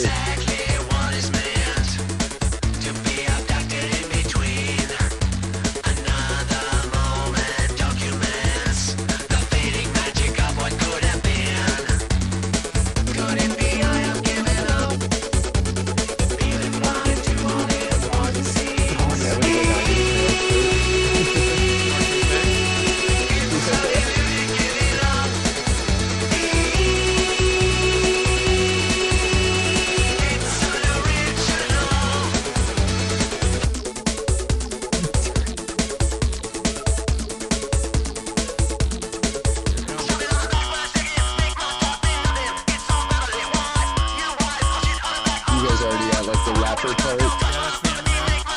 Yeah. God, this is good as hell.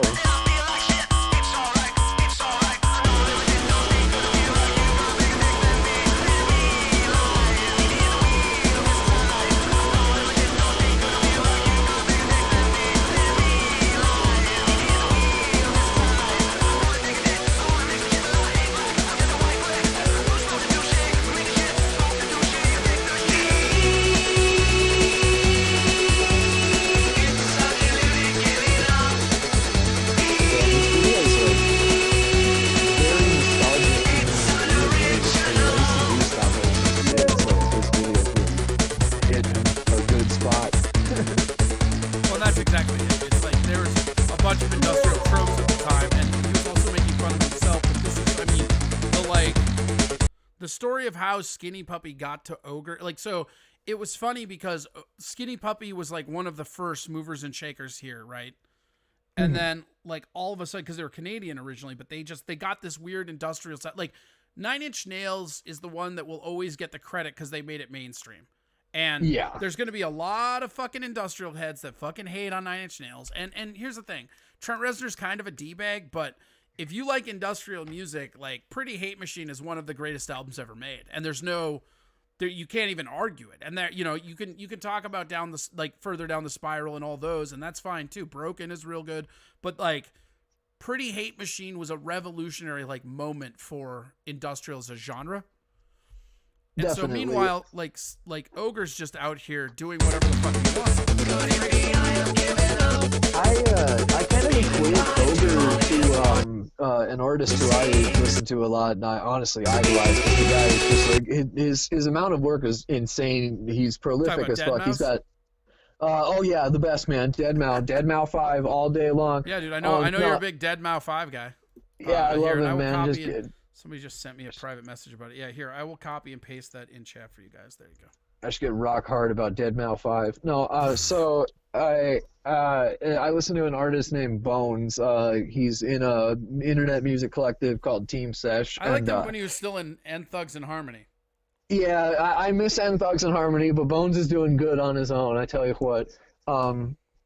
He's also the female anthropologist from that TV show. He's in Star Trek. So he's got over 90 albums, bunch of projects spanning the course from like 2012 to now, and he was sort of the progenitor of this modern, like, I guess what you'd call emo rap movement. The big thing that Lil Peep popularized.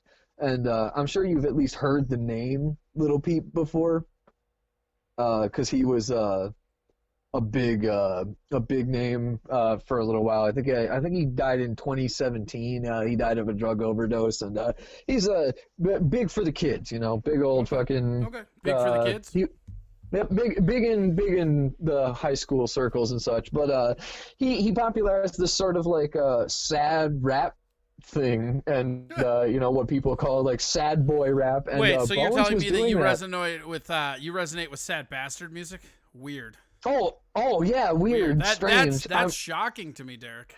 Weird. You listen to school shooter music? I would have never. No, so yeah, he just pretty much he heard Bones once and was like, oh, I'm gonna be that now, and was just biting him ever since. And pretty much the second anyone major came forward with any sort of offer, he was like, yeah, let's do it, and just ran away with the sound and the style and pissed a lot of people off, and then overdosed and died. That's fucking crazy. Yeah, man, good old story with a good old ending. Anyways, yeah, how do you manage to cram so much happiness into one earthly story? Jesus. Oh, you know, I practice every day. You ever play this game, The Legend of Bumbo? No. Boy, howdy. Did you ever? So here's the thing. We kind of fried all the time that we have already. We're already over. Oh, it's done? I'm gonna have you on. We'll have you on more often, but to talk video games. I want to pick your brain about video games because you know what you're talking about. Yeah, I was gonna bring up this Legend of Bumbo game. I found my copy of Samurai Western if you want to borrow it. Whew, I do. I motherfucking do. But we're gonna definitely, if we got a sidebar, if we're going over time, that's cool. I can hold on to it. But I got obsessed with this fucking Legend of Bumbo game. Yeah, go ahead, just go over it. So what is the Legend of Bumbo? Have you heard of The Binding of Isaac? Yes. So it's the prequel to The Binding of Isaac. Okay. And it stars this character Bumbo, who is just a character from the Isaac franchise, and he's a homeless guy. And the backstory of it is he gets his coin stolen, so he jumps down this sewer after the coin thief, and you start to battle these monsters and such, like in The Binding of Isaac. But instead of it being the top-down roguelike sort of Zelda clone that The Binding of Isaac is, this game is let me see how many rows. 1, 2, 3, 4. A 4-row puzzle game. Weird. Where you move tiles to line up 4 or more of the same matching tile, so and it's like that'll lights remove out with them. blood. Sort of, and every time you remove this is like the interesting mechanic I haven't seen in a video game before, or at least like if just none to my knowledge have done this. So when you remove a set of tiles, say you remove because there's like a bunch of just macabre stuff in the game because it's Edmund McMillan, so sure. The dude always makes macabre shit. So there's there's poop, there's piss, like little piss drops, bones, boogers, and hearts, and rotten teeth. So like they all have a different color, and if you line up 4 of them, you'll get 4 mana of that color, and then you can use that to cast spells, and you get spells as you move along. Like as you clear rooms, the more rooms you clear, the more shit you do, you get more coins, which will let you at the end of rooms purchase more spells and shit like that. So it's basically, when you boil it down and try to like simplify what the game is to someone who's never played it, it's a turn-based puzzle strategy RPG basically. Yeah, so I want to. I'm gonna be reaching out to you this week, and because as I get more format stuff going, I want to have like some video game stuff, maybe even some Magic stuff. We'll bore people with some Magic talk. Oh hell yeah, I can talk that for days. But I'm gonna as like a little like, I guess like, I don't know, fucking little caveat for people who listened to the previous episode that I was on. When you talked about Frequency for the PS2, I ordered that game and I have it now, so I'm gonna play that so that I can talk to you about. Oh holy shit, you haven't played it yet? No, I haven't. Oh my god, pop wait. that in tonight. That's my birthday present to you. How much did you pay for it? I think $8. All right, do you have Venmo? I do have Venmo. What's it like? Hit me up with your Venmo. I'm sending you $10. That's my birthday present to you. Like I'm telling you, you're gonna fucking love this game. I know you. Like once you get the hang of it, and like it's so funny because once you like it, trying to explain it to other people feels like the most demoralizing thing ever because you're like, ugh. All right, do you know Guitar Hero? That's like how I feel about The Legend of Bumbo, because I'm basically like, do you know Bejeweled? Yeah, shit like that. Or like when I got into really big Puzzle Fighter, like people are like, I'm like, all right, do you know Tetris and Street Fighter? It's those. Oh, dude, I'm so like seriously, I'm hanging up with you right now. I'm gonna fucking. You're gonna be up for a while, right? I'll probably be up for a little bit. Yeah, I'm gonna end up fucking around with my keyboard for a while. No, you play Frequency right now. Okay, I did see on the back when I was reading the little back cover that the band Fear Factory is in that game. My old band in high school opened for Fear Factory. I was like, oh shit. That's a really weird thing for a band to just randomly do. Like, oh, Fear Factory, crazy. Those guys were pretty big. Man.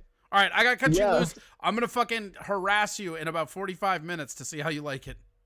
Okay, thanks so much for doing this, man. Happy birthday, too, by the way. Yeah, thanks for having me on. I hope I didn't bother your fucking chat too much. Well, I mean, you did, but that's why we have you here, and that's why we'll have you on again. They were like, that small business comment just wasn't okay. Yeah, I mean, it's a hard demographic you gotta get. That's not the Twitch audience ain't having it, bro. They just need to know how much time I've wasted All right, playing tell people where to games. get a hold of you again. Tell them one more time. At Stolen VCR on Twitter, Lonely Space Fixins on YouTube. I got a podcast called Alone Time with Derek and Tubes. It's on Spotify. That's it. All right, buddy. Thank you so much. And again, happy birthday, man. Get Thank out you there, so much. enjoy the Frequency, dude. You're gonna love this game. Oh yeah, I was already looking at it, and I'm like, damn, this is gonna be good. It just looks like I said, the biggest thing is like combos, and once you get it, maybe I'll come over there and show you how to play. Oh yeah, show me how to really show how the big boys play. What I like to do in Frequency is they have like high scores, so I like to show up at people's houses and just run up their high scores, and then they just look at them forever while they can't beat them. Oh, dude, I used to do that to people on Tony Hawk. Yeah. Till my buddy Tubes came along, who's the other co-host on our podcast, and that dude wrecks anyone I've ever seen in Tony Hawk. It's fucked up. Like, I challenge anyone to fuck that dude over. What a weird claim to fame as a video gamer. Yeah, dude, he's just so he's autistically good at every Tony Hawk game. It's ridiculous. Bro, you want to take this to Tony Hawk, or maybe some old school TNC surf design on NES? What up? Are you trying to take this to California games on the NES right now? No, I was trying to take it to California games on the Lynx, the portable Atari console. What up? Holy shit, the fucking Lynx. Yeah, I bet. Hey, I bet you didn't think that your birthday would include an Atari Lynx reference. I really hoped it wouldn't. The only portable game console that you can play either way in case you're left or right-handed, because that apparently matters when you're gaming. Did you know, I can't remember if it's the Game Gear or the Lynx, but one of those had a model that came out that was made by Marlboro, like it was a licensed Marlboro model. That's and awesome. like I did not know that. it was all red with like the white Marlboro lettering, so it looked like a pack of Marlboro Reds. I'm gonna have to look up if it was the Lynx or I bet that's the most Game expensive Gear. thing ever. Yeah, Like that's like worth a lot of collector's money, honestly. Dude, you know how funny it would be if you were wealthy to just like buy that for somebody that has to get like a tracheotomy? Hey, look, man, I know you're going to be in the hospital for a while, so I got you your favorite game, Altered Beast, on this Rise from your Marlboro grave, you Sega. still have no lungs. Rise from your trach. There you go. All right, buddy. Well, thanks so much. Yeah, for sure, man. Happy Anytime. birthday. Thanks, dude. All right, buddy. Bye. That is Derek Johnson. Pretty funny, solid dude. That's it. We fucking made it. We've done it. I'm sure we'll get a copyright violation. New digs. I'm gonna try to work on stuff. I had some sound effects, but they just didn't fucking save. Here comes the money. Oh, there it is. Here we go. I put it on the wrong thing. Here comes the money. Oh shit! I fucked it up. All right. Here comes the money. Here we go. I'm pretty excited about that. Okay, so I know what I did wrong. I can fix it now. Actually, I can probably fix it here. You know what I'm going to do? I'm going to try to fix it on the fly right now. Yeah, hold on. I know exactly what I did. Give me 1 sec and I'll fix it. Hold on. I'm pretty excited about this because I know what I did now. God damn it. Oh, it won't let me fix it in-house. Okay, because the account's being used. Well, that's fine. Guess what? We'll have it up and running tomorrow. But yeah, the new bit sounds will be great. Thank you guys so much for watching. Don't forget to go to Venmo, Corey Adam Comedy, or go to PayPal, CoreyAdamComedy@gmail.com. Everything you give goes straight to helping me and helps keeping the show. And we're pumping that money back into the show. As you can see, the production value open. Hopefully we'll get our own logos. The name will be unveiled here pretty soon. And I'm really hope we can get our own animated like background like that. Like this works, but I don't know that I like it. And now that we have a complete green screen, the world is ours. Also, check out how active this fucking dinosaur shirt is. This is actually, whoops, where is it? There, This shit's green, not black. All right, you guys have been awesome. Here we go. We're moving into the end phase. Wow!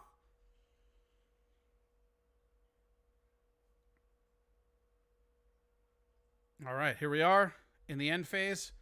Yeah, we'll see you tomorrow. We do this Friday through Tuesday, 7:30 to 10:30-ish. We're not too worried about time.